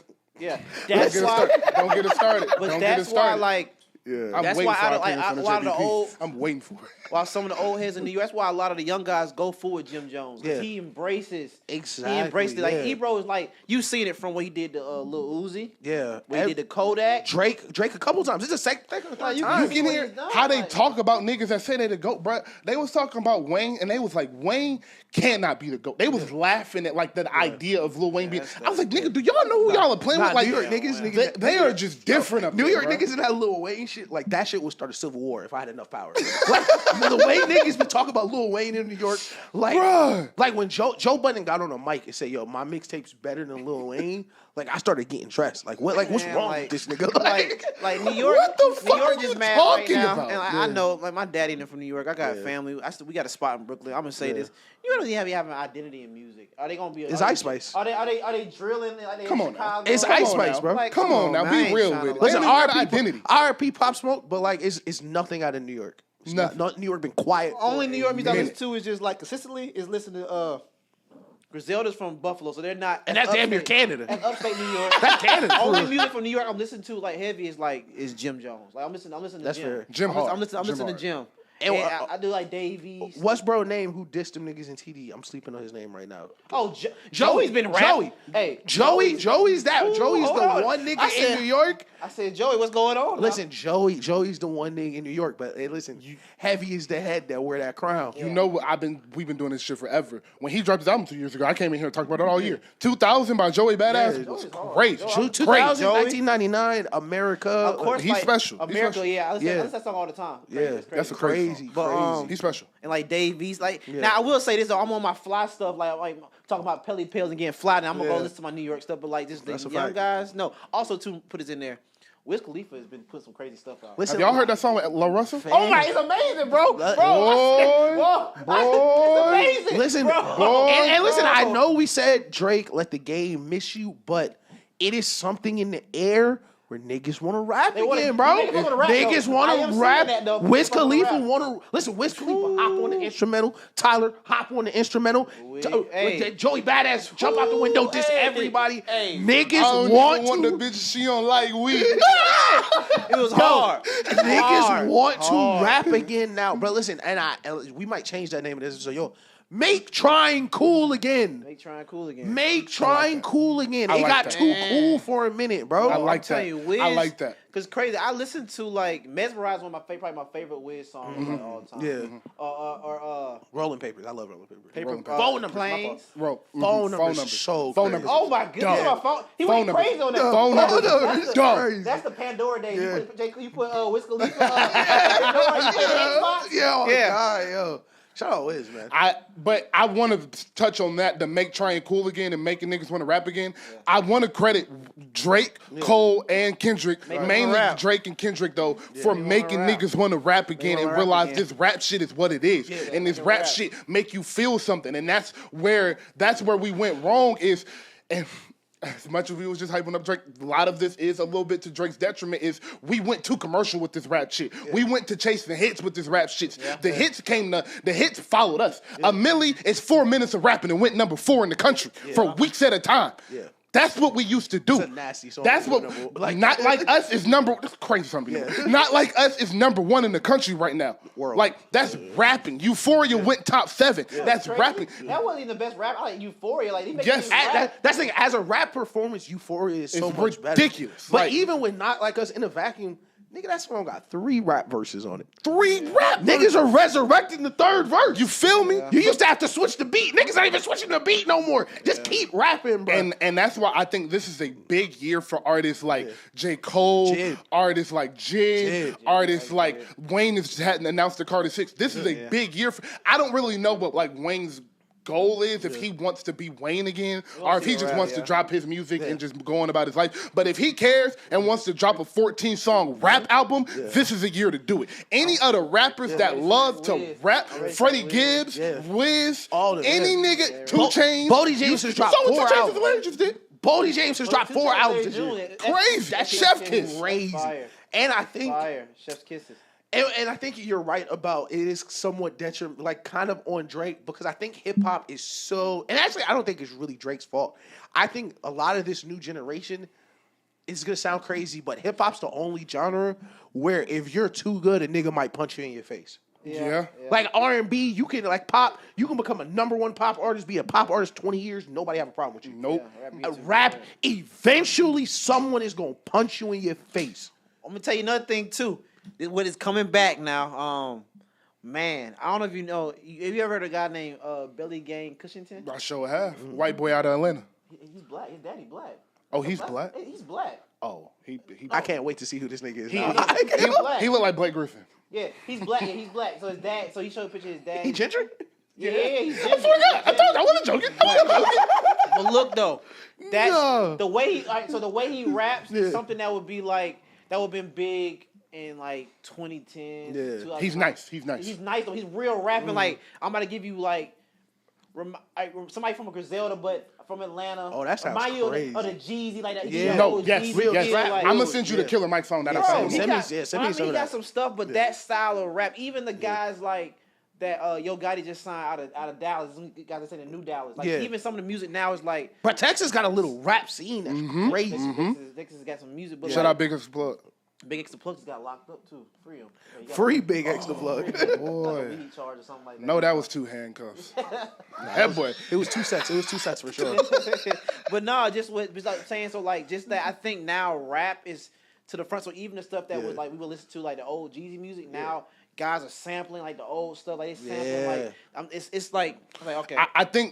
I do think sometimes some motherfucker got to get punched in the mouth to shake the game up and to get the passion Listen, back. we all and watch, I think that's what we just all happened. watch the Boondocks. You just got to throw that chair. Yeah. Feel Sometimes me? you just got to throw that chair. Get And shit going. Get shit going. And I think they got shit going, bro. Yeah. I really think they like, did. When Luka got traded, ain't nobody safe. Yeah, nobody say Like, everybody. You feel me? Rap, like ain't nobody. Bro, Like I said, since the moment like that has came out, Shit has been hip different. hop has been different, bro. yeah. So let's move on to, since we're talking about beef, let's get back to the J. Cole and Freddie thing. Freddie has dissed J. Cole again for a couple times. And he said it once on wax, and then now he's just putting out shit on Instagram like, please jump off the porch. Yeah. I think this might be the one. Like, not to cut you off, I'm excited about this because this was respect. if J. Cole come out and do this, because Freddie Gibbs is not no scrub. Listen, if this he ain't no scrub. He go bar for bar with you. Listen, now. if he smoked Freddie Gibbs, you're back. You're back. You're good with me. I'm telling you, you're good with me, but like, that's only one because he hasn't been battle tested yet. J. Cole, for me, for the kid who was in 8th grade listening to the come up, this is for me. So I was about to ask, do you guys think J. Cole should partake in this? So I'm guessing both of y'all. So it's crazy. That's funny because like I'm so excited for it. J. Cole, do not diss Freddie Gibbs. I don't think. You don't think you should do it?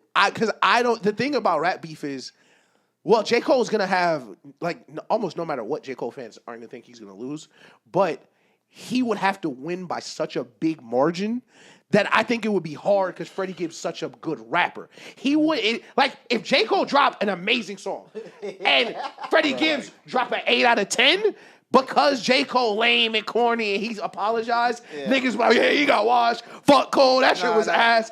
He gotta flood him. To be honest, J. Cole would probably go to Pusha T, right? How he did Jim Jones. I'm do a jab, then I'm a little boy. Yeah. So I'm a little boy. I think a little boy. Yeah. So doing this show with Ish is funny because what I don't come in here and tell y'all is me and Ish argue all week. That's a None of y'all niggas know that. Me and Ish are in group chats, in 4 different group chats, arguing. That's why we have a show. That's what we gotta do. Like, Yeah, that's funny.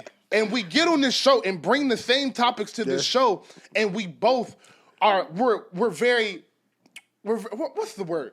We're smartasses. In text, we're smartasses. Yeah. But we gotta bring this to the show, be entertaining, be funny. Yeah. So we kind of tone it back and be a lot more informed with our arguments here. So I didn't know what Ish was about to say when he said that. Yeah. But Ish said exactly what I was thinking. Yeah. J. Cole has so much to lose, and Freddie has nothing to lose. There's no reason for J. Cole to jump off this porch. Like, why would J. Cole get in a rap battle of someone of Freddie's caliber? Yeah. What is a win gonna do for you? Niggas gonna be like, okay. And this is for sure. Listen, it's for sure for me and Jeremy, but the best part as a J. Cole hater is, even if he smoked Freddie Gibbs, I'm gonna come in here and be like, that's just Freddie Gibbs. Even if he smoked that nigga, like, man, that's Freddie Gibbs. Like, he ducked Kendrick though. He ducked Kendrick though. Like, you feel me? Why you do that to Kendrick? Literally, it's no winning with this. And that was my thing. Like Nelson was like, Freddie Gibbs. First of all, the thing is that makes this so interesting is J. Cole has barred himself from anything personal with rappers. You can't say anything personal about Freddie Gibbs, and that's Freddie Gibbs' biggest weakness. Is he's a weirdo off the mic. Because you you got on stage like, man, it was sitting right with my soul. Like, bro, I couldn't I was so sleep, mad walking in there. Man, let's get back to making these hits. I was like, man, what? I'm telling you, chest up, chin out. I will never forget, bro. He got up there and did that shit, and then Love Yours started playing. Man, when he played, I was so mad. Man, I told my daddy, cut this off. Man, I would have broke my TV, man, cut this off. I was so mad. He said, yo, raise your hand. You think Kendrick Lamar one of the best rappers ever. Niggas in the crowd. Like, at your festival. At your festival. Yo, what the Schoolboy Q just crip walk for an hour and a half, and then you came out. It was like, yo, I think Kendrick the best rapper ever. I was so mad. Like, it's crazy. I walked in on purpose. My dad said, come watch he's performing. I said, he finna diss Kendrick. He said, man, I'm sorry. I'm like, hold on. That's what killed me. I thought he was gonna do 7-minute drill. And he said, you know what? I'm finna go back to making this song. Yeah. And when Love Yours dropped, I said, hey man, cut this off. And that's it. Always gonna be a bitch better than the one you got. Yo, and I don't, it's crazy. We just gave J. Listen, we've been shitting on J. Cole, giving him advice. It's been back and forth. But what my frustration is, like, we ain't been consistent enough. We've been hypocrites like a motherfucker. At all. So. Like, and I don't want this to sound dramatic, but I'm putting this perspective that you did. Like, fam, I was such a big J. Cole listener when I was coming up, like, as a regular nigga. Cole, like, with ambitions, you was a regular cool nigga, you was fucking bitches. J. Cole was a great base for you to listen to. For sure. Facts. Like, you didn't have to feel like, no, you was no tough guy. Yeah. Like, you could be a regular And J. Cole felt like real hip-hop for me. Yeah. Like, yes, it was for sure. For sure. But, like, back to the other side of what hip-hop is, fam, you just diss that nigga. You got a festival coming up. Hove, get up on that stage. Hove gonna let you Hove, get up on that stage and do takeover, nigga. Drake dish you. Drake running back to back.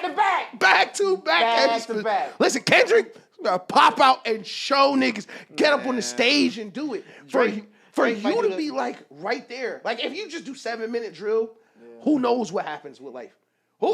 Who knows where the beef If you ends? get to rapping that on stage live with vindication, Yeah, maybe just fuck that nigga. Like, man, maybe To Pimp a Butterfly is ass, man. I see the bars in the song, like, you know what? You ain't part of the big three. You ain't no big three. Yeah, nigga. He right. Hey, he right. Fuck the big three. It's just me. Yeah, bro. Like as a J. Cole God. fan, I am like circling Dreamville. Oh yeah, he finna. We was so happy, We finna bro. throw We some was so gas locked on this. in, bro. He finna hit Fuck. the gas on And this then that thing. platform, wasn't it on like Amazon or something? Yeah, but that shit was Yes. streamed, bro. That shit was streamed. On the biggest platform. We in the got friends world. that was there. Grayson Nelson was there. So been back pissed. to the Freddie J. Cole. I'll Now be I do want to pissed. say that was my podcast professional advice to J. Cole. The rap nigga? the homie and J. Cole. rap nigga? The homie and J. Cole was like, you got to make an example out of him. Please. Go spank him, man. You Please. gotta burn somebody. Please, I'm begging you. They call him I'm Bill tired of having to tell these niggas you rap better than Freddie Gibbs. I don't want to have this argument again. Will you please, for the love of God, for 5 minutes, just lose all religion, all direction, all peace then you have, and take it back to the Ville with bummy shoes and nappy hair and get made fun of because you got a white mom. Take it back to that and diss that nigga and tell these niggas who the fuck you are, bruh. Yeah. Please. As a Please. homie, like if I was J. Cole's homie, bro, you gonna have to steal off on one of these niggas. You got to. You know what I would do? I'll get so grimy with it. I'll go take one. We went academics. He killed Freddie Gibbs. Yeah. I'll go take one of the academics like voiceovers, put at the top of the song, and then go get the rapping. Bro. Come on Man, now. I'll go crazy. Bro, listen. Throw a it's- bar in the first 4 bars about why you dropped out of the Kendrick beef that makes sense and get on with it. Yeah. No, fuck. Listen, Kendrick, my homie. I don't know y'all niggas. I don't know. That would be my response. My response is that is my man's. I don't know you. I dropped out of the Kendrick beef because that is my homie. You are not my homie. I broke bread with Twin. Yeah, I'm out of here. Like we grew. Like whatever the thing is, fam. Like J. Cole, listen to me, because I've been hating on you for a while. But same thing with Drake. I'm gonna drop you some golden advice. You can use it. You cannot, fam. If you don't pull 4 of them Alfredo beats, Thank you. and just record over them, just take a couple of Freddie Gibbs' best beats and just go. Yeah. Even if you don't diss him on the first, of course I said 4 because in rap beef you're gonna need more than one. But the first one, just take Freddie Gibbs on. That's the same. But I will say this though to everybody watching: Freddie Gibbs is love it, nice. Freddie Gibbs is nice now. And let me Nice. to give y'all Nice now, so it'd be- listen. I don't know if he be Freddie. I don't know if he be Freddie Gibbs. He going too far. Yeah, see, I gotta hate. He going too far. I think J. Cole actually smokes Freddie Gibbs because I think J. Cole is just such a better technical rapper. The only thing that stresses me out about this, and the reason I said you got to go back to that nappy-headed nigga in the Ville, is because J. Cole is such a piece. I am worried that his integrity is more important than winning the rap battle. So whereas Freddie will go anywhere I'd with say it, maybe. J. Cole, Kinda. J. Cole won't go certain places. So J. Cole is just going to be rap. Freddie Gibbs. I would say my fault. To answer your question, I would say if we had to categorize it, I would say Freddie Gibbs is a tough guy. Yes. Yeah, he'll fight I'll, hard. if I'll do it. You know, if I was J. Cole, I'll go get academic and I'll go get Jeezy. Come on, rapper. You know, Jeezy don't like Freddie Gibbs. No, either. don't call Jeezy. No, That he could would be Jeezy. crazy. He could Jeezy. That You know what I'm saying? But like on some Jeezy, him has like some real like. Yeah, no. He got What are you whacked. talking about a Jeezy beat? Yeah, no. I'm talking about actually get Jeezy on the song because Jeezy scared him. Because Jeezy he scared got him. beef. Because he got beef. Like Freddie Gibbs, Freddie Gibbs don't want no problem with Jeezy. No. Jeezy scared of Freddie Gibbs. He has Freddie Gibbs called that nigga a dick sucker on wax. Yes. So Like on his, I don't. so? No, he did. He called. Yeah, they did was saying like. Yeah, and I ain't gonna lie, Snow is on like he Uncle retired. Like I don't think Uncle would jump in the rap. I would go grab a Jeezy beat. I would do one song on his beat and another song on a Jeezy beat. Crazy. Go Or rap and just- go crazy or Yeah. seen it all or something. Or just a Jeezy flow, okay, let's give him a solid game plan. I don't want you to make no mistakes. So I'm gonna give you the whole game plan. Even if you don't want to jump off the porch, get that nigga 4 bars in a song. Just get that nigga 4 bars in a song. See what he do. Because everybody's like 7 minutes drill a jab. That's not a jab. That's a diss. A jab is I'm gonna give you 4 right here or 8 right here, just so you know, like, hey. If you want, you want to take it there, fuck it, let's jump. Like, But you got to go first. Yeah, you got to get Freddie Gibbs to go first. Yes. Freddie Gibbs has to be the first thing to drop that full song. Yes. Because if you drop a full Freddie Gibbs disc and Freddie ain't dropped nothing, he just might not drop. And niggas looking at you like, what the fuck is this nigga doing? Exactly. He might get you with the. He too much of a troll. Yeah, He too much of a troll. Freddie Gibbs like album on the way. I wanted Jcole. Type shit. Album on the way. Yo, download the EP. Like, Download the EP. Exactly. yeah. Freddie smoked that nigga. So, real quick, 5 minutes before we get back to basketball. Freddie Gibbs, a big talk has been, is Freddie Gibbs a better rapper? Is Jcole a better rapper? Who has a better discography? Yeah. No, that's not even. Where do you stand on who has the better discography between Jcole and Freddie Gibbs? Start with you. Is that like a trick question? This is a real argument. What's your answer? Cole for sure. Okay. Cole for sure. Like Freddie Gibbs is nice. Like Freddie Gibbs can he's nice. That's a fact. I don't think he's on like Cole. He can't like I can't hear Freddie Gibbs on a song with like Dirk and hold it. I can't. That Dirk J. Cole song, the worst song ever. Though. I'm just saying in general. I can't. That's fair. See, No, like, that's fair. I definitely agree. I definitely agree. Like I can't see Freddie Gibbs get on a Benny the Butcher song and out rapping Benny. Bia. He has. Bia. You think so? Like, No. Freddie Gibbs has songs where he cooking. I just don't. Maybe because I'm a big Benny the Butcher fan, so maybe I think that's fair. Maybe it's like okay, because I was going to say something that might have like tweet you out just now. Because like if Freddie Gibbs was in Griselda, he'd be the best nigga in Griselda. I disagree. No, I don't know about that one. I don't think he rap better than Conway. Conway's tough. I don't think he rap better. We're talking about West Side Gun. We're talking about West Side Gun. West Side Gun is the best artist in the group, like by a mile too. But I think Conway is the best rapper. West used to manage Conway and shit. Like West has a business mind. Like should have kept him. I ain't gonna lie. I'm trying to reach right now because Jcole just got to be better, but Freddie Gibbs is nice. Though. I just I think Jcole as a rapper. I'm trying to maybe better than if the consensus is J. Cole's a better rapper than Freddie Gibbs, I can for sure agree with that.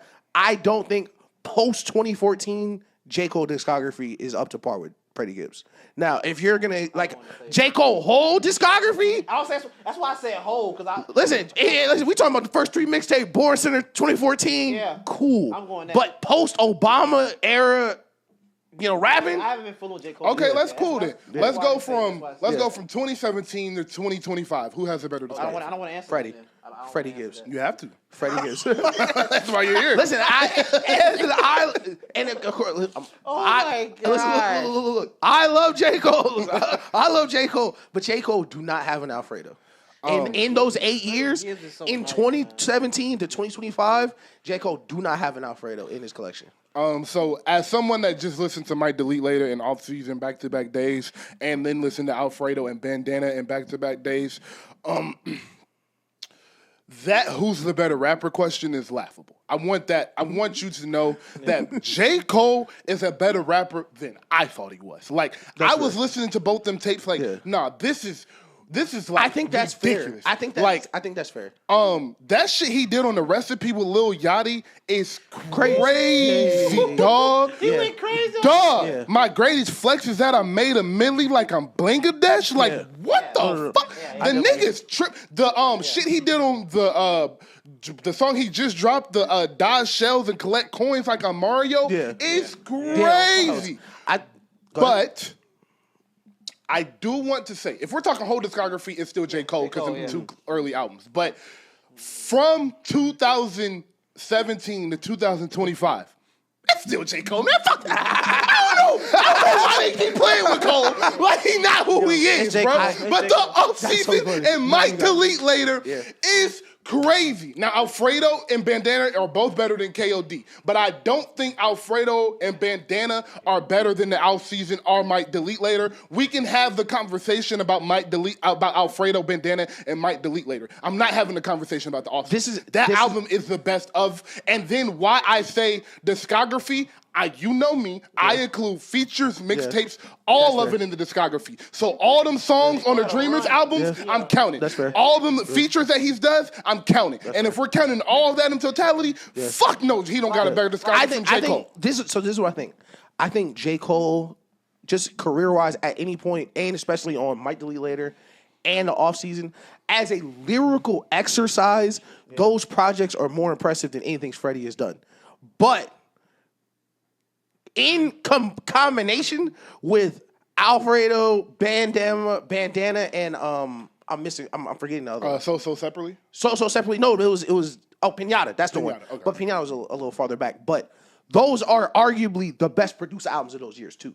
Yeah. That is why I think discography. I think the argument is twofold. I think as a rapper, I think you have less of an argument of Freddie Gibbs over J. Cole. Okay. I think it's harder to say like just if they got on two instrumentals who was rapping. I think Cole has a way better argument for that.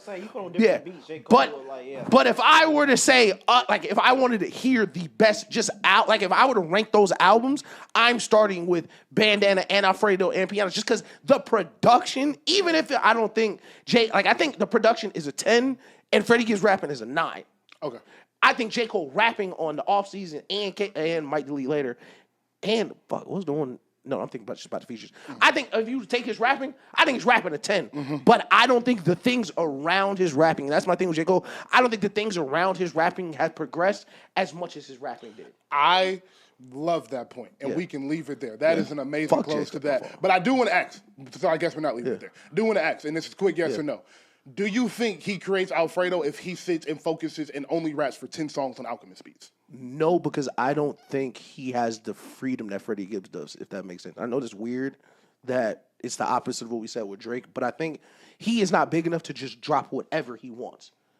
I think J. Cole still has to drop as J. Cole. Oh, no, I'm not talking about, because I agree with you. I think one of the funniest parts about the Cole and Freddie argument is that if Cole could be the rapper Freddie could be, I don't even know if we have this conversation because of how good of a rapper he actually is. But to your point of him having to serve different fan bases, yes, of course. But skill set wise, but I'm just saying skill set wise. I don't think so because I don't think his content fit that because that style is what Freddie content is. Like those beats, like him, all that, like the listeners of that are expecting that content from Freddie. I don't know if J. Cole content would fit those beats in those situations as well as Freddie Gibbs did. But at the same time, Freddie Gibbs could never make the offseason. Yeah, I agree. Perfect. Perfect. Yeah. All right. Let's get back to basketball. I have a clip to play. We'll pull this in for you guys. But Channing Frye said this about basketball and the nostalgia, and we'll react to it. Nostalgia is killing the NBA. The 90s basketball, Michael Jordan and Kobe, was not as clean as y'all think it was. Y'all forget that Jordan left the league for 2 years. Y'all forget that Kobe, rest in peace, quit on his team in the playoffs and did not shoot the basketball. So all this Kobe, Jordan, oh, he's not this, he's not that. That is propaganda. Every great player, whether that's Ant, Wemby, Bron, Steph, this, that. They compare him to a motherfucker 40 years ago. The rules weren't even the same. You're not really watching help side defense. Who's doing this? What is this rule? What is that rule? You're not watching. Nobody celebrates these new people. So why the fuck would anybody want to be the face of this league where you're going to get shitted on every network for not being somebody from 40 fucking years ago? It's ridiculous. It is unfair. Bron is one of the greatest players ever to play. Stephen Curry is one of the greatest players ever to play. Giannis is one of the great. Jokic. And you know what we do? We talk about fucking Michael Jordan. All this superstar era shit is over. The card cap called a second apron, it's over. Teams are going to take over. All right. First of all, I don't want to see Shannon Frye on no more screens. God, no disrespect to Shannon Frye, but actually disrespect. I don't like Shannon Frye. I ain't gonna be like I don't like Shannon Frye. I don't like niggas who played with certain players that get on TV caping for them just because you was so close to that nigga. You know what I mean? Like I don't like that. Like I feel like you was on the court last season and now you on TNT next season. Like Shannon Frye went from the NBA Finals to the sideline the next year. Like come on, my nigga. But to his point, so how do you feel about it? Oh, me? Yeah. Oh, I thought you put it in him. So, for me, the first half I disagree with, the back half I agree with. Okay. So, I disagree with the nostalgia point and we gotta stop falling in love with the nostalgia of the NBA because the nostalgia of the sport is why we still watch it. The young version of us that fell in love with the Kobe fadeaway and the Kobe 360 and the Bron Tomahawk and the D Wade This My House. That young killer that grew from that is the reason I love this game and I talk about it as passionately as I do. So I think forgetting the nostalgia and the reason you love the game is actually causes you to forget why you love it. So the nostalgia aspect, I disagree of. What I do agree on is that the media focuses too much on the nostalgia of the NBA and they compare too much of the current players versus the old players instead of the current players versus the current players. Now, once you get to the LeBron Steph status, you deserve that. It's an honor. And that's why it's so frustrating is because getting compared to Michael Jordan is supposed to mean something. Getting called the next Kobe Bryant is supposed to mean something. Getting called the next LeBron, Steph, KD is supposed to mean something. Now, we just throw that at a 17-year-old at 6'11" and can shoot a three. We just throw, oh, he's KD. Listen, Brandon Ingram has been the next Kevin Durant for 10 years.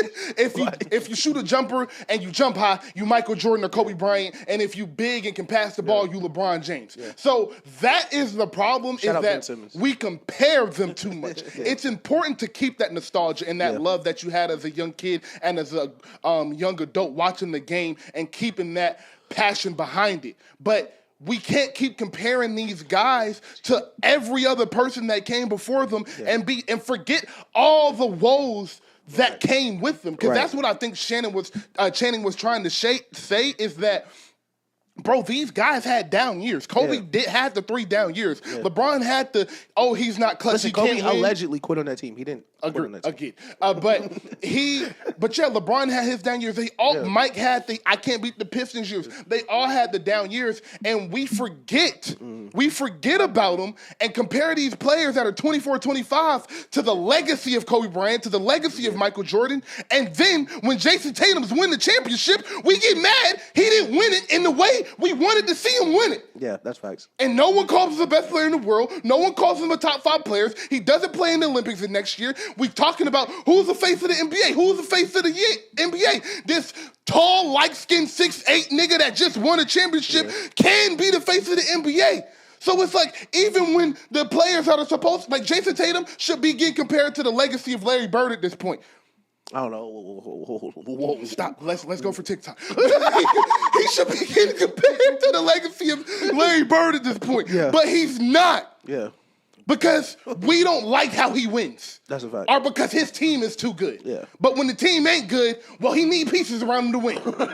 I think that's so it's just no winning with the NBA and the NBA media. And I love the last point. Why would anyone want to be the face of this shit right now? And to the NBA, you shouldn't want one player the face of your league. You should want the Lakers brand the face of your league. The Hawks brand, the Golden State Warriors brand, the New York Knicks brand, the Dallas Mavericks, Houston Rockets, their brands, their teams.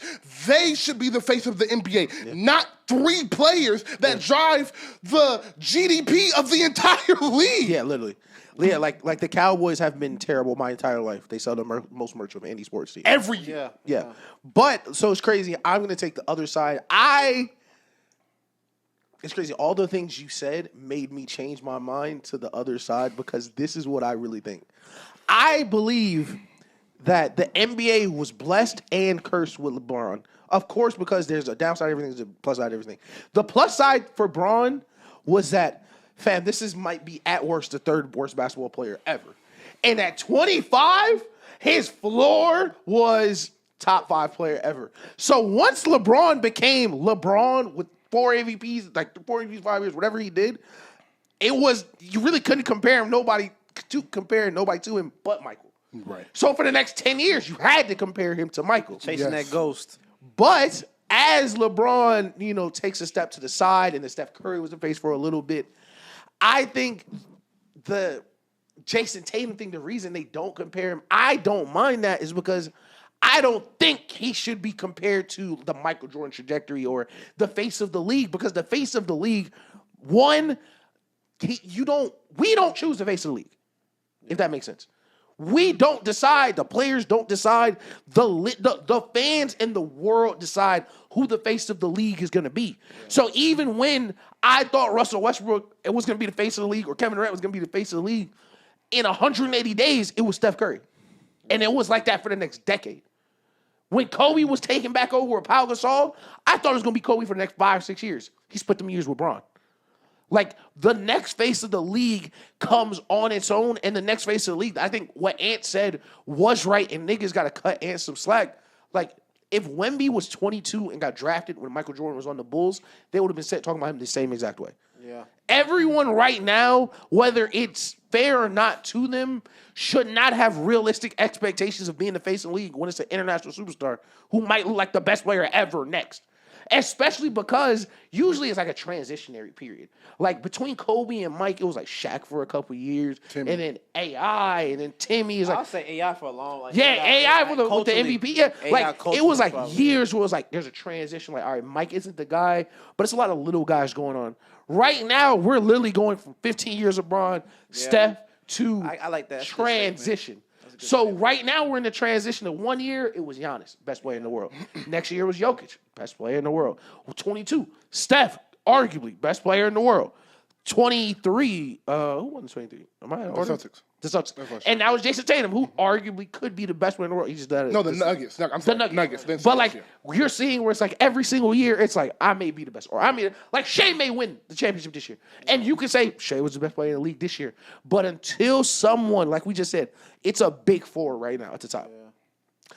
Until there is at best a big two, because that's what it was with Bron. I don't think there'll be a clear cut face of the league because there's too many people at the top. Jeremy. Well, according to the media, like we can't have. You have to be American born. You can't be 1,000%. That's true. Say internationally because it's American sports. You can't have an international guy be the face of an American. That's what they're saying. I think. Shit, Luka in LA. Yeah, as I'm saying, like, so it really just depends. My thing is going back, right? So we go back, like I said, when Jordan was the face, and then came about. I would say from. It was so many different players that we could say like. I think won the mantle, but then had it. So, prime example. Also, too, it was a different league, too, because it was under David Stern. Yeah. And then, so, I think the way the league is because... Facts. And it was more superstar. He was pushing that more. It was a little... And I'll say this, too. Also, it was more holding back, too. Because, like, imagine if... Take away the culture... If AI played today's game. Yeah. Right? David Stern was so, like, against that. Like, now you're bringing a whole different culture to the league that... They're used to having Jordan, clean-cut, bald head, no tattoo. He came in with suit. Made him take the chain off. Yeah, like, so he changed that. So I think, like, culturally, it was, like, a big thing what kind of came into that. That's when we first seen, like, basketball and rap was like... swag together. Yeah, it was like, that was combined. Now I feel like... Why we started the show. Yeah, but now it's like... Basketball it's like an open thing. Make friends with Mike. You got an AI for your survival. Hello. That's what I'm saying. It's so much. So me personally, it's just like... And I think it's another thing is going to a deeper part of it is how the game is played. Yeah. There's so many guys saying, we're done with the 80s. We're done with the 90s. So now it's like guys are like, man, y'all compare me to this. Like, man, there's some guys on my bench better than some of y'all best players. Who ain't so like I think it's just a disconnect. So I don't know. It's a tough thing though. But and there's such a big divide. My fault. I mean, because there's such, like you mentioned, the big divide. The NBA is the only sport that does that too. Yeah. And that's what's so frustrating about it is like I don't watch baseball, but them baseball niggas will burn your house down if you try to change the way stats are formulated. 100%. Like them baseball niggas like put their life on that. Like it's baseball Hall of Fame writers who that's their whole life. Like they introduce themselves like, yo, I'm a baseball Hall of Fame writer. The NFL, it's literally still called the Lombardi Trophy. He ain't even win Super Bowls. It's still called the Lombardi Trophy. Like niggas talk about Joe Montana, the catch, but you watch and the respect that you watch Tom Brady. Yes, You watched the Super Bowl this year? Who was there? Tom Brady. Yeah. And even while Patrick Mahomes was getting his face kicked in, was still complimentary, was still talking about the game in a positive way. I think there is... Our old heads, it's too much beef. Like, you see what Tim Hardaway's doing? Tim Hardaway, Charles Barkley, Barkley, like, I agree Kwame with that. Brown. I do feel like we are the only sport where it's just like, it is a big divide. Like, every sport is always like you said, baseball, football. Like, they love their legends. He was going, Ish went exactly where I was going, where I was simply about to say that to Channing Frye's point, when you make that point, you do have to say part of the fault is the older players and the way they spoke about. And because what happened was, last week, Jeremy, we spoke about how the NBA media let go of journalism and how important journalism was to the NBA because it told stories and they kept you involved with the story throughout the 82-game series, 82-game season, so you don't get bored with it. And now what happened was when the Charles Barkleys and the Tim Hardaways, et cetera, started coming out to say that outlandish shit, they started attaching to it. And it started getting clicks and views and numbers. And instead of realizing that was going to hurt the integrity of the game in the long run, the NBA media chased that story. So whereas old NFL player can say something, 4 more old NFL players going to come out and tell them, you got to chill and don't talk about the old younger guys like that. Where an NBA player comes out and say something, you got Kenyon Martin and Brandon Jennings, who ain't ever been as good as Anthony Edwards or Shea Gilgeous-Alexander, laughing at Ant because he was like, Jcole, one of the best players in the world. And they on the show making fun of him and calling him a dick rider because he said one of the best players in the NBA, one of the best players in the NBA. Listen, I ain't gonna lie. I don't hold on. Go ahead. Like they wasn't calling Michael Jordan Black Jesus. That's a fact. That was Black Jesus. Y'all laughing at Ant saying, he one of the best players in the world, but Michael Jordan, Black Jesus. And y'all just walk around saying that like that's not some of the... And they be on Gilbert Arenas' dick. My fault. I don't want to hate other pods, but that is the one podcast I see always pop up that I like. Any clip I watch just make me mad. Like the shit that dog, they be saying so much crazy shit just on that Gilbert Arenas podcast. But I like Boogie went on there and Rashad McCants was like, I was gonna score 26. He said, bro, I played with you. He said, fam, yo, Rashad, I played against you. Like, come on, let's be real now. Like, be honest. But I think Gilbert be letting them Gilbert because he know for the clip. He know. Gilbert is a master podcast. 1,000. Master one podcast. of the funniest niggas ever. Yes. Shout out Gilbert Arenas. That's what I was saying. Like, it was what was it like? Like he was talking about like Nick Young. Tim Hardaway was like, bro, it's like, so who up here can play? Tim Hardaway said, none. Gil. He said Gil. Gil. Listen, one of the funniest.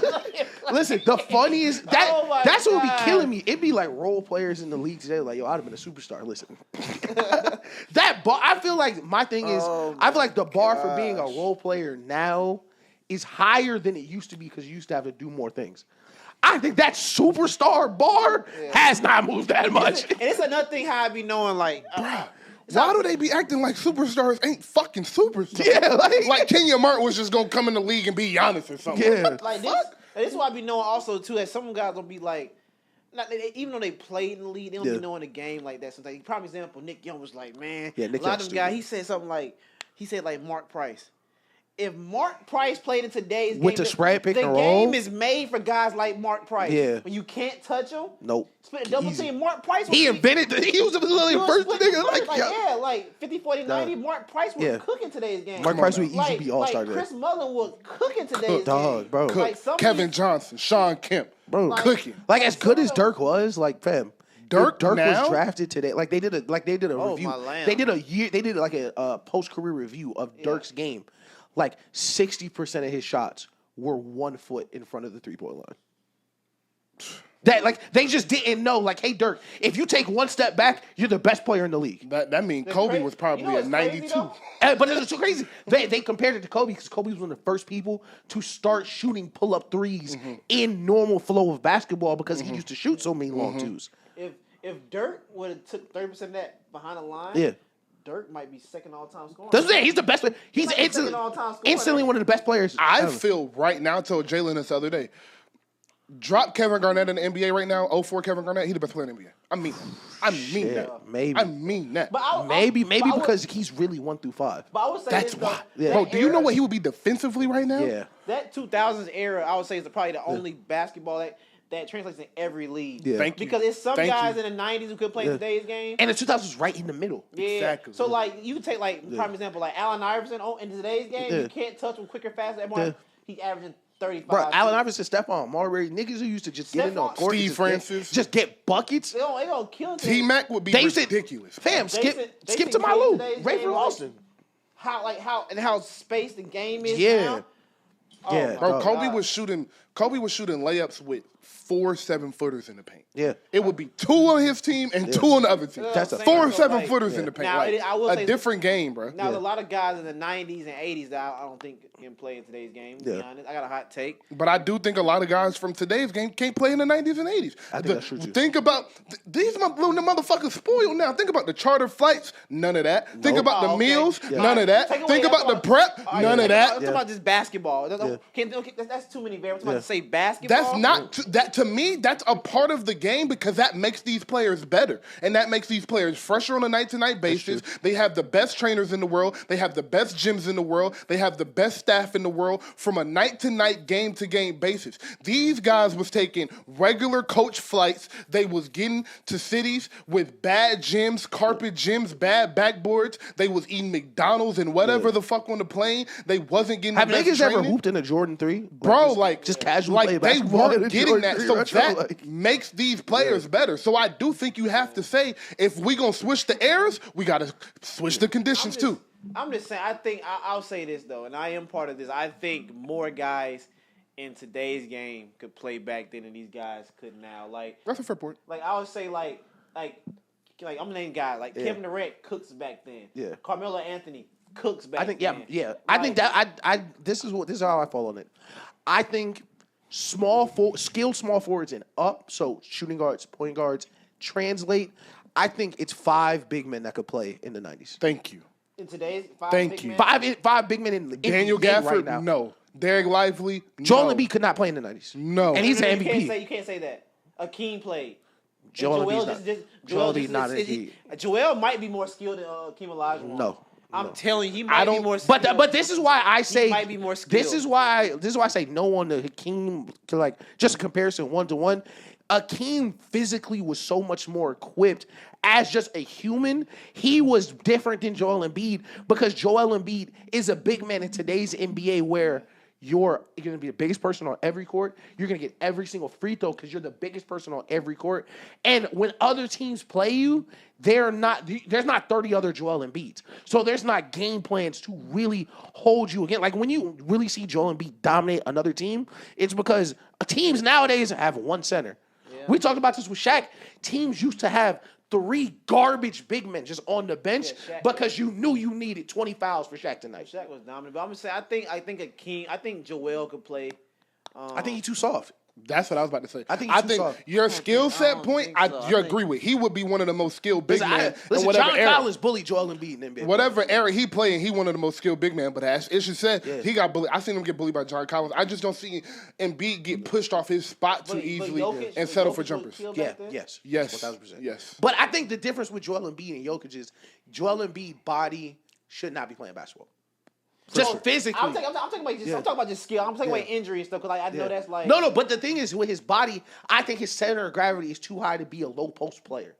So that's why he gets pushed off his spots, and that's why it's harder for him to create those deep advantages because his center of gravity is so much higher than Jokic. Jokic is able to carve out early. That's why Joel Embiid midi is so important because he's not living on that low block the way Jokic is able to. Like if Jokic could never play pace and space, Jokic could give you 25 on that low block. For sure. So For sure. You don't think AD can play in the game? I think AD's one of those 5. AD is absolutely. I think it would be Jokic, AD. I don't know if we count Giannis as a big, but Giannis would go. Steven Adams would go. That's about it. I mean, after that, it's. We said, I think Rudy could go. I think Rudy could be a defensive. Oh, Draymond. My fault, Dre. My fault, Dre. For sure, My fault, Easy Money Green. Draymond fit right in. For sure. So like we talking about just big men. So Yeah.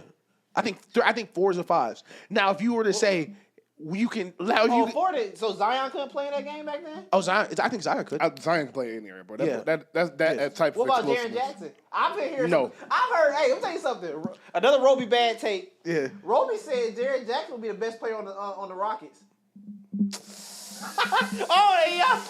I don't know, man. I don't think he would be the best player. I don't think Roby he said. would. I don't think he would be the best Bro, player. I've been hearing some stuff. You know. Listen. I know Roby liked Jaren Jackson. I've seen, and of course he was young, but the first impression Jaren Jackson made of me in the playoffs was not a positive one. Jaren Jackson's solid. He just doesn't rebound. That's what he doesn't rebound. He's one of those bigs that don't do big shit. He don't rebound. And it make me like he He'll don't block some shots though. Listen, he will block some shots, but he's gonna foul you 4 times in the first 25 minutes. Yeah. I like the problems I have with Jaren Jackson is I don't think mentally he's as solid as someone who would need to be your best player on the like if you put him on the Rockets today, I still think Jalen Green's a better basketball player. He might be a more talented player, but like, is he better than Sengun? yeah. I'd give him the nod right now, but Sengun ain't play with Ja Morant. But I will say this: gun to my head, lie detector test on. I don't know if he's better than that Thompson nigga in 6 months. Oh, I don't think he is. Solid. Next season, no, he's not. I don't think he is. Like Next season, no, he's not. But to the question, Jaren Jackson, I think, is a good example of a big who look like a big when it's not bigs. And I notice I use the word big a lot in the sentence, but he looked really big when the tallest nigga on the court is 6'11". When it, like you said, it's 4 7-footers on the court, and Jaren Jackson is 6'10", it's a little harder to play. I feel like he doesn't rebound. He doesn't rebound, and I feel like he's not just a dominant big, but yeah. But I do want to transition to college basketball for Jeremy for just a second. Sorry for the break. That was stuff happened. So Ace Bailey and Cooper Flagg are, and is it RJ? That's the other third pick that's at Rutgers. He's talking about Dylan Harper. Dylan Harper, I'm sorry. So Dylan Harper, Ace Bailey, and Cooper Flagg. Jeremy, Mr. Basketball, is involved with these players, especially on the younger game. How do you look Ace Bailey, Cooper Flagg, and Dylan Harper as NBA prospects, and who would you take number 1? Yeah, that's where we go. All right, Dylan Harper. I'm gonna go and exclude Dylan Harper. He's nice, but I'm gonna talk about Ace Bailey and Cooper Flagg, right? That's fair. Yeah. Right. So, and I've been having arguments all day about this. I will say this because I've seen Cooper Flagg at the top 100 camp, like up close and personal with NBPA, and then I was able to spend time with Ace Bailey at the Under Armour UA. Like I was actually with them, was able to like go around Atlanta with him, like talk to him. I saw you with them. We met at Atlanta Station. Yeah, so I was able to be around them and get to know them. I'll say this right here, Cooper Flagg floor. I'll say his floor is better right now. I feel like Cooper Flagg coming to the league will be better right now. But me personally, I think Ace Bailey's ceiling is higher. Okay. And when I mean ceiling is higher is because, and I tell people can be the comp with Ace Bailey. He can either be a Brandon Ingram who takes and makes a lot of tough shots. Right. But he has potential to be a two-way player like T-Mac. Right. And that's where I see, and me personally, people get bad when I say this. I see Cooper Flagg being an all-star, all-NBA, but I don't look at him as a generational talent. Right. I look at him as people call me crazy. I say he's a generational role player. You go. I think that's right. I think he's a generational role player. Go ahead. Yeah. Where I think Cooper Flagg can come in as coming in, he could be a way more skilled AK-47. That is our comparison was he's super Andre Kirilenko. Like his ceiling is like you said. I think he's plus Draymond Green-ish. Yeah, he's that ultimate, or he could be his lowest thing, which is not a bad floor. His lowest would be like a skilled Aaron Gordon. Yeah. Not as athletic, but able to do all those things. And Cooper Flagg is, he's nice. Mm-hmm. And I love these two kids right here because both of them are mean kids on the basketball court. Yes, they are. These are not nice guys. They're not not that buddy. But I think Ace, man, I'm a fan because even this past summer, Ace came to Core 4. I was able to I was with his pops and and then Sharif Cooper came in, and I got to see him and I got to see some of his weaknesses. Now, certain things as I think a lot of kids this age don't realize how tall they are and don't know how to get to their spots easily. Right. Like prime example, it's where I knew the difference between I don't know, you know Chris Livingston? Yeah. Played for the Milwaukee Bucks. Mm-hmm. Where I knew Chris Livingston, the difference between him and Keontae George. Mm-hmm. I watched Keontae George. I watched them play. I was and this was a game with Keontae George, Chris Livingston, and Mikey. Mm-hmm. I'll never forget this game. It was Adidas right after the scandal. So this was their first live. Oh, yeah. So we sitting there. It was me. I don't know where Roby. Roby was somewhere on the other side. It was me, David West. Yeah. T-Mac was right next to me. Coach Buzz, who's at coaches at A&M right now. Mm-hmm. Virginia coach who lived in Atlanta Celtics. We were like, man, Mikey got to show us something.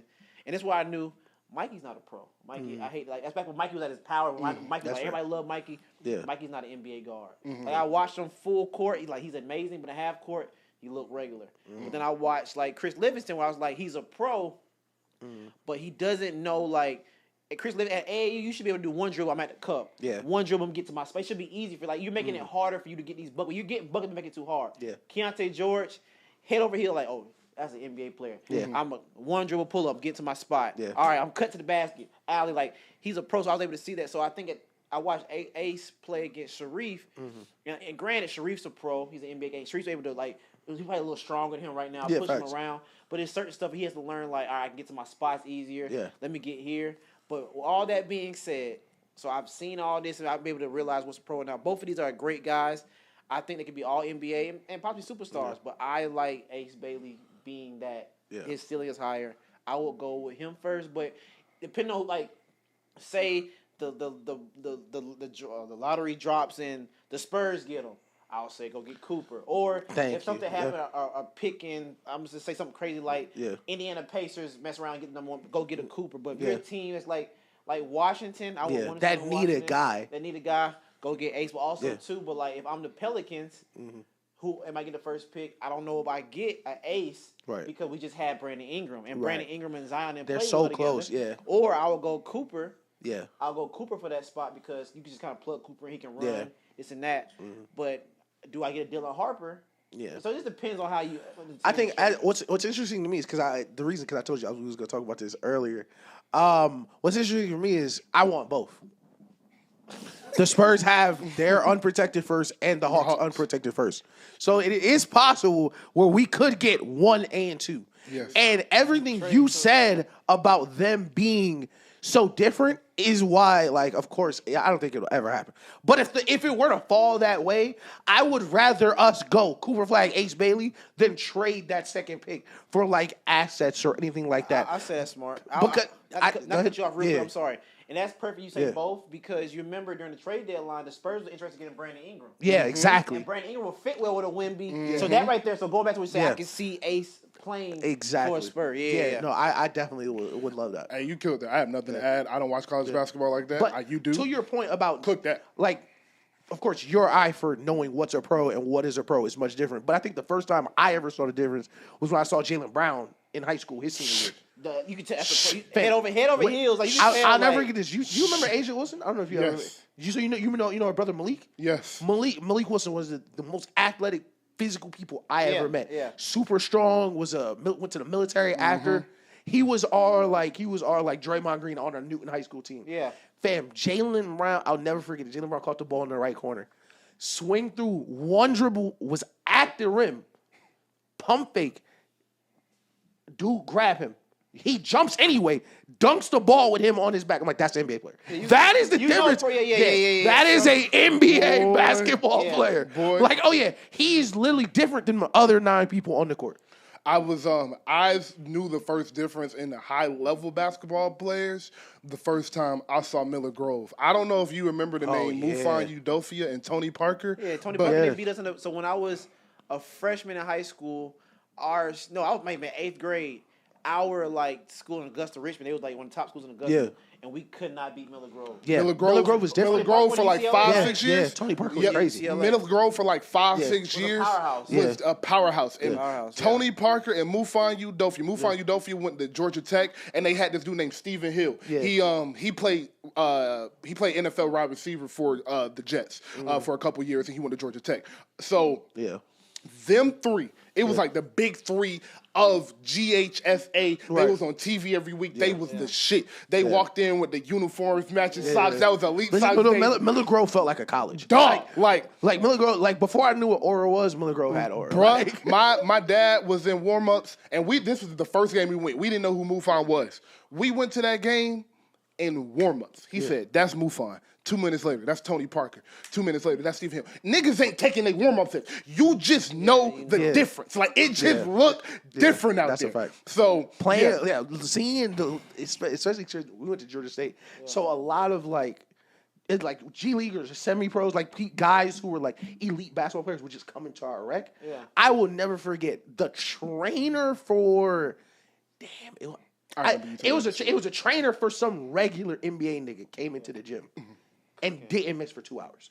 I'm trying to tell people there's levels. I used to hate when people say, I hate when folks used to say stuff like, bro, if you got 36 minutes of NBA, Yeah, would you score 8, 10? No, bro, stop. Fam, he was like, no cap down, he was exact your build, regular, like he came into the gym, just regular shit on, but he came with this tall ass nigga. So niggas like, fam, the first game, the ball did not touch the ground.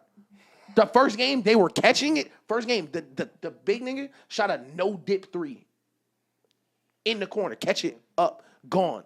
And the rest of the day was just bag work from them. Yeah, like, it's really different how good NBA players are. Just different. It's levels. Yeah. It's levels. All right, so speaking of NBA players that are different and can shoot the ball. And the two best.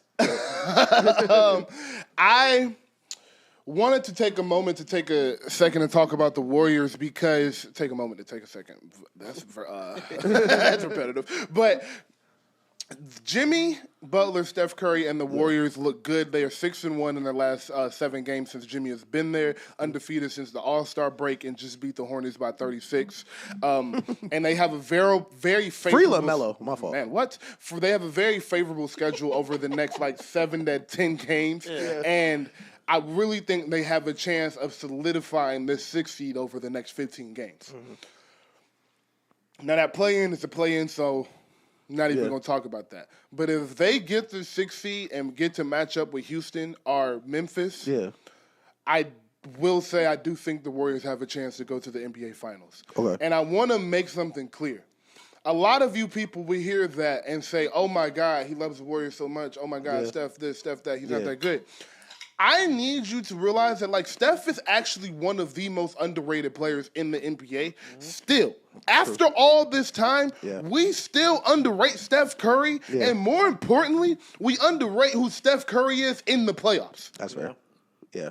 Steph Curry in the playoffs is 19-1 in the Western Conference. That's ridiculous. And for you, oh, yeah, KD. He's 10-1 with KD. 10-0 with KD, I'm sorry. 10-0. 10-1, I'm sorry. Thanks. 10-1 with KD. Yeah. He won without KD, so that kind of trumps that. 2. He won 2 without KD. The first one was kind of shaky playoff. No, it was not. It wasn't shaky. No. That fight from a shake. Listen, 26-8-5 is not. It wasn't shaky, but because Kyrie and Love wasn't there, Kevin Love wasn't there the whole. It don't hit the way 22 did. He didn't play. He didn't play the best that series. He didn't play the best. He had 37 in Game 5 and sent LeBron home. I think he finished the series well. There were games where he did. The game 1 and 2, he did not play as great as he ended up playing. The 22 finals was masterclass start to finish. 2015 finals was high leverage moments where he pulled it through. Because no reason why Iggy should have won that. Listen, Iggy won that. That was still the wrong decision. LeBron second in that. That was still the wrong decision. That is when the NBA. That's one of the worst MVP votings in history. That was my January 6th. That was the. As a Steph Curry fan, I would never get over. Never it. ever. Andre Iguodala getting that MVP. Iggy got it. And LeBron was second. Have you seen the video of Steve Kerr hearing that Andre Iguodala got it? They found the video hey, Iggy won the MVP. He's like, what? For real? Dog. So my point about the Warriors is that every year Steph Curry has had an All-Star next to him, he has went to the finals. That's true. 2015, 2016, 2017, 18, 19, 22. Yep. Andrew Wiggins was an All-Star in 22 if you're confused. Shout out Andrew Every year he has had an All-Star next to him. He has gone to the finals. Jimmy Butler, if he would have been playing in Miami, would have been an All-Star this year. He's an All-Star caliber player, and in the playoffs, one of the 10 best playoff performers we have in the NBA right now, and has drugged 2 Miami Heat teams to the NBA Finals. And has only lost to teams better than him. and played great. And he did. I don't know if y'all remember that bubble performance. Yeah. He did everything he could. He stole the game versus the Lakers. Stole the game versus the Lakers when he shouldn't have. Listen. Jimmy Butler is. We talk about Jason Tatum. Listen, Jimmy Butler was a short arm 3 away from a 3 straight finals appearance. Dog, like, can we please remember that Jimmy Butler again was a finals, Eastern Conference Finals shot, one shot away from going to 3 straight finals. Yeah. Jimmy in the playoffs is different. Yeah. The Warriors in general in the playoffs is different, and Steph Curry in the playoffs is one of the 7 greatest players you have ever seen. You just don't know it yet. Yeah. So let them Warriors boys get in that tournament, and I promise you, we are getting a Lakers-Warriors Western Conference Finals. That's tough. That's unction. That was your rant right there. Yeah, that shit was. Yeah, we needed that. Yeah, we needed that. No, I agree. All right, I think Jimmy fits way better than I thought he would. Jimmy Butler, he opens up the game different because like now on that screen and roll, you can't leave Steph. So now you got somebody, Jimmy Butler, who gets to the cup, he gets to the free throw line. Because that was the Warriors' problem. They had nobody get to the free throw line. Last the free throws. Yo, fam, seeing Jimmy Butler jump into 2 defenders getting free throws now is so much more enjoyable than it was in Miami. Yeah, like now he's opened the game up, and you can't if you drop down, then Steph, so it just opens the game. And because it's so interesting that we've seen Steve Kerr run the system for so many years that we haven't really seen someone of this specific skill set. He's never had nobody like that before. Supposed to be A. Wiggins, but he didn't. Literally, and you saw it a little bit because Wiggins would always run the same. Jimmy's running Wiggins plays, but you've never seen an elite post scorer in that offense that runs so many post actions because all their post actions are for Steph Curry. You get the dribble handoffs, you get the split post. What you're seeing now is Jimmy has this one-on-one on the block, and then they still run the split action. Yes. So either you help on a split action or you help on Jimmy, and Jimmy's just getting so many easy looks because of it. Jimmy is an excellent passer. Jimmy's IQ is off the chart, He's just and Draymond and Jimmy aren't coming off the floor together. Yeah. Steve is doing a great job with this rotation. We have had some problems with this rotation. That's a fact. But right now, leave Steph Curry on with the young guys and then bring Jimmy and Draymond in together and stagger their minutes that way is working to perfection because defensively in the playoffs, Draymond and Jimmy are going to be agitated. Yeah, good luck. They're amazing together defensively and offensively. He has helped their offense because instead of him being Andrew Wiggins, he's Andrew Wiggins that passes the ball. So now where Andrew Wiggins' post up was just for him to score, now Jimmy is getting that same post up, and like it said, they're getting to run the offense off of it. Yeah. So you're having to guard that offense even when you shouldn't have to. Right. Buddy Hield shooting the ball. That's a fact. And now Buddy Hield isn't your second best scorer. Yeah, exactly. And now Brandon Pominski has gotten better. Yeah. Moses Moody has gotten better. The center, Quentin Post, the 7-foot shooter, has gotten better. I like him. That's all they need. They just needed somebody that could play quarters 1 through 3 and stretch the floor and then let Draymond go to the 5 and the 4. So the Warriors have something cooking over there. And the reason y'all don't think so is because y'all underrate Steph Curry. You know how I wanted to go over there? What? I wanted Zion to go to the I'd love it. I wanted Zion to go to the Warriors so bad. Listen, with Zion, I wanted Zion to go over there so bad. It's like it would be like if you put a sun next to a black hole. Like what would happen? Like I wanted Zion to go there so bad. You gotta chase Steph Curry, and if you take 2 people out of the paint, Zion's gonna run in there anyway. If you don't have 3 people in the paint, he's gonna dunk the ball, and you're chasing Steph Curry. How do you defend? I'm telling you, the anti-gravity aspect of it. They'll talk about it. It was in the reports. Yeah. These reports be. Yeah, that's a fact. But all right, last question of the day, real quick. Next 5 years. Yes, sir. Anthony Edwards or SGA. Yes, sir. Aura. It's about Aura. Atlanta Aura. Yeah. Aura. I'm gonna just because I am the nigga who is a little less on SGA than a lot of people. I am gonna double down and say I think in the next 5 years I would rather have Ant. Okay. I agree. Now, I do want to throw out some stats real quick. Yeah. SGA this year is 32, 5, and 6, first seed, obviously. And Anthony Edwards is at 27, 6, and 4 assists a game. We was arguing about this. I'm show y'all something too. Make sure I ain't. Yeah. They've been arguing about this all day long. This is my guy. Yeah. He's a head scout for the Kings. And what does that question right there say? And just because of the athleticism. That's fair. It. And I'm gonna tell you, and this is me personally. I was arguing with my homie. He was like, "Man, SGA." I said, first off, Ant is 3 years younger. Yep. Hello. 3 years younger. Thank you. Yeah. And then my homie was like, I said, Ant-Man does, to me personally, Ant-Man does everything better than SJ, but I think SJ's a better scorer. Yeah. Maybe pass the ball, but everything else, he's a better athlete. Yep. He rebounds better. Better motor. He's a better defender. Homie was like, well, the defensive ratings, SJ is high. I said, well, that's skewed when you have the number 1 defense. That's true. gonna be skewed. Ant-Man, we talking about eye test. Because Ant-Man has the tools to sit down on defense. Yep. So I'm saying all that. Also, too, Ant-Man is still learning. Like, he's still learning defenses. He's still learning how to double team, how to manipulate. He's still learning the game. He's playing on straight. I'm just a better athlete. I'm stronger, faster. Wait till he start getting the game. He start learning that. Well, I get fouled right here. Because you remember, he don't really get many calls either when he gets to the court. That's a fact. Yeah. So he hasn't learned that. Yeah. Like, I love SGA. And I say this: SGA has reached his ceiling, which is elite. Yeah. And I don't think he's even touched. And hasn't even touched like what he can do. 1,000%. And to your point, SGA got a chance to do what Ant did not get to do. Ant is learning to be a superstar while being a superstar.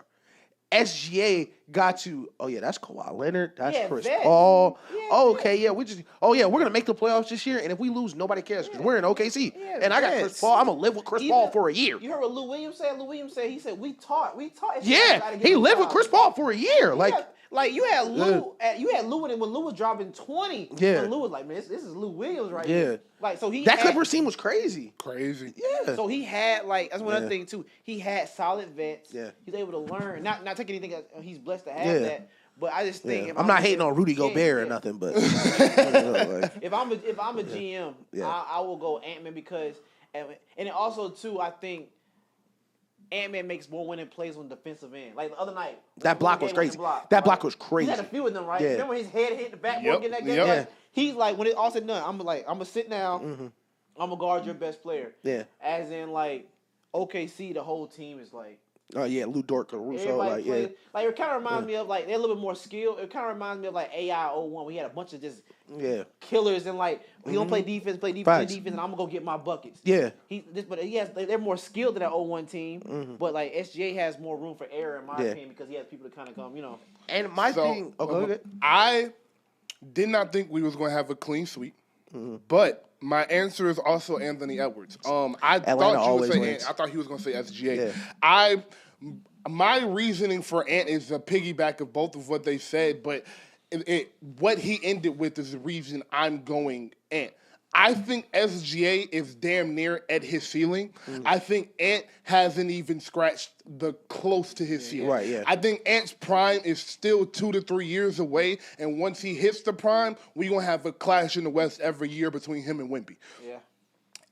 Like Jeremy just said, Ant does everything on the court how you want your best basketball player to do it. Yeah. So even if he's not the best mid-range shooter right now, the elevation he gets, his form, and everything. The ones he takes, everything about the mid-range he shoots is what you would want. He's leading the league in three-point makes right now, shooting 40% from three, or over 40% from three, and he's arguably the most athletic wing in the league right now, and no one can stop him. He just got another body the other day. Yeah.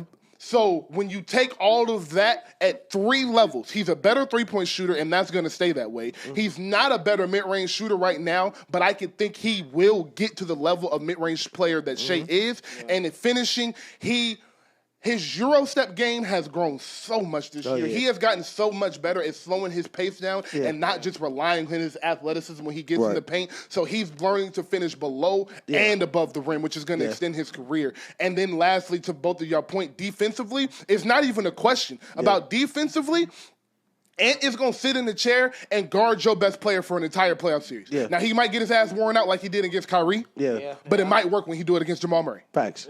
Want that. Listen, he might. And again, listen, hey, man, that's Kyrie. That's Kyrie. And that was his first deep playoff run. And you gave Kyrie forewarning. Next time, don't tell Kyrie a couple days before that I'm going to take Kyrie the whole game. There's another thing, too, I'm learning with Ant. Because Ant right now is just playing off of just like, I'm an athlete. Instinct right here. Yeah. Like I love SGA. You can tell SGA the moves he does. Like he worked on that. Yeah. Like you can tell SGA. Like I'm gonna get to my spots. You're not gonna speed me up. You're gonna slow me down. Right.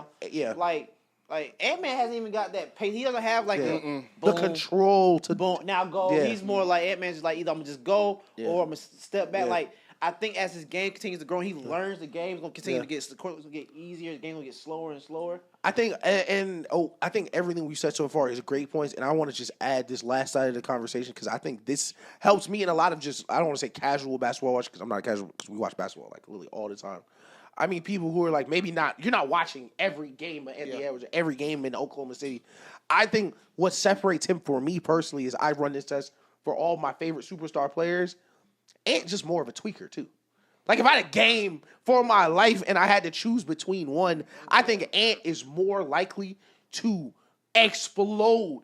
Ant feels like I'm just not gonna lose guy. Yeah, and you mentioned that with the plays he makes on defense. He makes so many high leverage plays where, sometimes I got to do it on offense, sometimes I got to do it on defense. Yeah. But the competitive nature just feels like you can see it burning in it. Killer, he a killer, bro. I love SJ. SJ, like me, if I watch somebody's game, like me, I'm the type of person where I love watch the pro. I like sit in the gym and watch like step back, 3 side step, boom. Yeah. Hezzy tween pull, side step through. Like SGA's game, I love it. Like, bro, SGA has a beautiful game. I got my cousin hates him. I hate his game. But me, I'm like, bro, I love this game. But like with Ant-Man, it's just like he's just a killer. And also too, from Ant-Man showed me a lot, right? You remember when they beat OKC early this week, he didn't play none that fourth quarter. Yeah. Right? But for him not to have an ego to come back in, I'm still gonna play hard. Yeah, that spoke volumes. They erased the lead without me. I'm not gonna be on the bench pouting. I'm gonna get in and help them the best I can. Yeah, he didn't come in try to do too much. He was still like that's a leader, bro. Yeah, that's a leader. That's a leader. And I think that is before we wrap it up. I think that is ultimately the reason I think they traded Cat was because they needed to put the keys in Ant's hand. Yeah. And I think that is what we're seeing now is he is learning. He mentioned the other day, like, I don't want to get double teamed every day, but he's learning to be a superstar. He has to learn tendencies, different stuff. And also, too, I'm underrated. Shout out to Big Jelly, Nas Reed. Nas Reed's crazy. That's one of my favorite fives. Yeah, he's good. Listen, really he said he wanted to join the Spurs. Listen, Nas. Bro. Nas, you come to the Hawks, the Pelican, wherever you want to go. Nas Reed a hooper. I hope he don't leave. I hope he don't leave, man. Yeah. I really hope. Best big man handle. I hope they get. No, he's gone. He's gone. He's out of here. He want that chicken. He gonna get. No, because they signed him on a sweetheart deal the first time, thinking that they was gonna compete. Chicken, boy. Because he took a deal thinking they was gonna compete, and then he traded Cat. So why am I taking a pay cut? You remember you still pay Julius Randle? You got. They ain't paying Julius Randle. I'm saying in general, like it's just like the money, like they're gonna let him walk. If I'm Reed, I'm like, shoot, these teams can. I won't say he's a super max player, but he can get 100 M somewhere. He gonna get 100. Oh yeah, I think he gonna get 100. I think he gonna fit in right on the Hawks. He gonna fit in right next to Jalen Johnson. They gonna fit together perfect. All right. Anything else that we want to go into? Real quick, last question, just for fun. If you had $1 million, who are you calling for album? All of the production and shit is not included into this. You got $1 million for features. Any A+ act you're finna think of is $500,000. What's the A+? Any B+ act, anybody selling consistently over 200K is an A+ act. So I got to do an album, and I can get 2 A+ features or a bunch of C features. Like, yup. Listen, or 1A. So like a Lil Baby Gunna is 200. And then a Drake, Wayne, at Cole is 500. Listen, I don't know if he's still doing features, and I don't know if he would even. I don't know if this is enough money to even get that nigga out the house. But in this scenario, actually, no, you can't even do that no more because this nigga's crazy. So my answer last year would be I would do The Throne like Drake did, and then you would do Kanye and Jay-Z together and call them The Throne on the feature because I thought that shit was crazy fire back in the day. But you can't make no Kanye song nowadays. So I don't know. This nigga's crazy. It's not so well. I told you can't say his name. You can't even say it. Yeah, no. Get back cool with Drake now? No. He went on like a crazy. Like, he just just forget. Just forget. I promise. Listen. Once we cut the camera off, we'll tell you for sure. Once he can't affect the algorithm. Kanye got into some crazy shit. Like he got into some crazy shit the last couple weeks. The last couple weeks he has been tripping. What I'll do? Dang. So you get 2, and it's an album. Mm-hmm. Yeah. So it'd be like, how many songs is this album? I'm going 12. You can do as many you want. I'm making an EP. I'm doing EPs. I'm doing 4 songs. Give me a care package. Give me 3 I'm going 12 songs. I'm going 12 songs. 12 songs. My 250,000 features are Gunna and Thug, and my big feature is Hove. Yeah, get Hove out. 500K. You think get Hove out the house? Oh no! But in this scenario, I said you could, right? That's fair. I think to give a concrete answer, if I had to pick two, I would do my small features would be what kind of mid features? It would be Earl Sweatshirt and Tyler the Creator. Ooh, cooking. Oh, one song, Cooking. and then the other one would probably be Kendrick. Or like whoever is the biggest nigga when I'm still making this album. I'm probably gonna go Thug on a rap. We just gonna rap back and forth, and me and Gunna gonna make a song. For I get an R&B singer. I get some pop singers. Yes. Never mind. I can't say what else. I'm trying to think. You know I'm calling my. That's what I'll do. If the budget's $1 million, on one of my songs. Yo, leave Phineas at the crib too. Leave Phineas at the crib. He's silly, man. I'm splitting this money between you and him, Billy. You remember A$AP Rocky's old album? We had a thing called One Train. We had a bunch of. Yeah. I'll give like a couple guys 50 bags who I know. Like, I give you about 50,000. You come on here. Freddie Gibbs, Conway, Benny. I'll go like. Listen, them Griselda niggas cheap. Listen, Chico. Listen, 5 Stove God Cooks features. Man, what? Come on, Star. You the bad deal. Oh, yeah, I'm telling you. So I get you some shit off the top, like The brown paper bag features. You feel me? I would do something where like I would want to put people on the song that you would just never like. never think. Yeah, I'd do something like that. I'm talking about a big one. Big one. I'm gonna go. My boy Drizzy. Yeah. You know, I ain't gonna cap. The weekend on the intro would be crazy too. Weekend on the intro would be crazy too. That would be tough. That was just some fun we had before the end of the show. Rihanna, please drop the album. Rihanna said she's been working on this album for 10 years. 10 years. Yeah, She Jcole. You heard what Joe Budden said about that? They asked Joe Budden would she sell $1 million. He said nobody. He said nah. Nah, nobody's gonna He sell said that. nobody will do that no more. Nobody that's never ever. happened. Maybe 400, 600, but he said Nobody will ever sell Well, that. that's like views or something Views. like that. And views was still physical too, though. Yeah. Yes. No one will ever sell $1 million. Yeah, I think Joe Budden was like nah. Views. Think about this. Views is the last one that go number one, and I don't say it barely went number one, 'cause barely, but like it did 1.6, I think. But on that album are 3 number 1 records, and he's the biggest artist in the world. Yes. So Yeah. he had Controller, Hotline Bling, and One One Dance. Dance. One Yes. Dance. One Yes. Dance. Yeah. Yeah. All that was on one album. I got some good And turkey it's- calls, and that's all. Yeah. Damn, listen, come on, though. girl. Listen, when it went work into One Dance, Yeah. into Controller. Man, what? Hey, That was you the go home time. happy. Hey, that was the I'm time. back to the comments happy. I'm back in the comments happy, baby. That shit was so fun, bro. I was pain tweaking after that shit got played. Nigga, what? Man, what? One Dance in the work into Controller. That's just how How you do what they That did? sounds Put your phone crazy. in front of their face. What you put the phone right here. What's your number, girl? Yo, that shit was so fun, man. Oh my goodness. Hey, Good man. college Shout out days. Drake. They called that nigga a sickness. Do you know what? Never mind. I'm not. terrible, man. Yeah, don't call that nigga a sickness. That nigga made work. Don't ever call him no shit like that That's again. Bro, terrible, don't man. ever call Drake. That That's case, every crazy. rapper just like talk about. Listen, negative if that's a stuff sickness, in I'm that sick case. as fuck. Bro, I'm sick as hell. if that's a sickness, I got the flu. That nigga shot. up $1 billion, he the sickness? Man, what? I'm trying to catch a cold. I don't even need the sickness, though. I need the flu. Give me the flu. Yeah, man. give me some of that. Shit. But this has been amazing. I don't know. I don't know last time we did a 3-hour pod for real. Bruh. Shout out to us. This has been incredible. Shout out to Jeremy. This is everything we asked for from guests. 2.5 hours, no problem, no issue. It's 11 o'clock p.m. He here chilling. Ain't asked about nothing. Ain't asked for water or nothing. Just talking. Quick question: Can I do something? Can we do something for this for me? Cause I'm a fan of you guys, right? sure. I have a player I'm representing right now. Is going through the NFL draft. Yeah. Right? Going through the process. Got about 12, 13 teams looking at them. So like Kansas City Chiefs gave us a whole like game plan what they want from them. We had an interview with the Detroit Lions, the Ravens. The Ravens had a couple That's people lit. reach out to us. The 3 good teams. The Miami Dolphins. Yeah. Four. We got the Tennessee Titans reaching out. Yeah, a bunch of people reach out to us. Like we got about 11. You silly, man. Yeah. But if y'all have time, I would love for him to kind of come on here and talk about you guys. Nigga, what? Hell yeah. What? Next week. Yeah, absolutely. Let that nigga come on next week, Yeah, I'm bro. gonna call him. Yeah, You want me to pick him up? Yeah.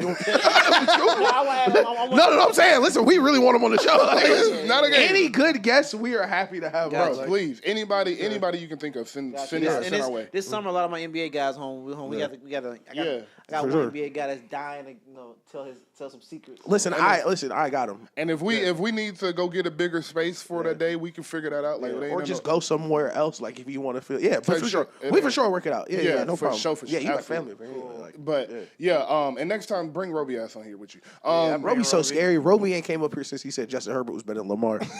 Scary. That's ass. a Roby statement. Roby pissed. Matter of fact, Roby, you got my vlog from the Under Armour tournament. Please get it done. Okay, please. It's been a year. Roby about to piss me Yo, off. Roby, listen.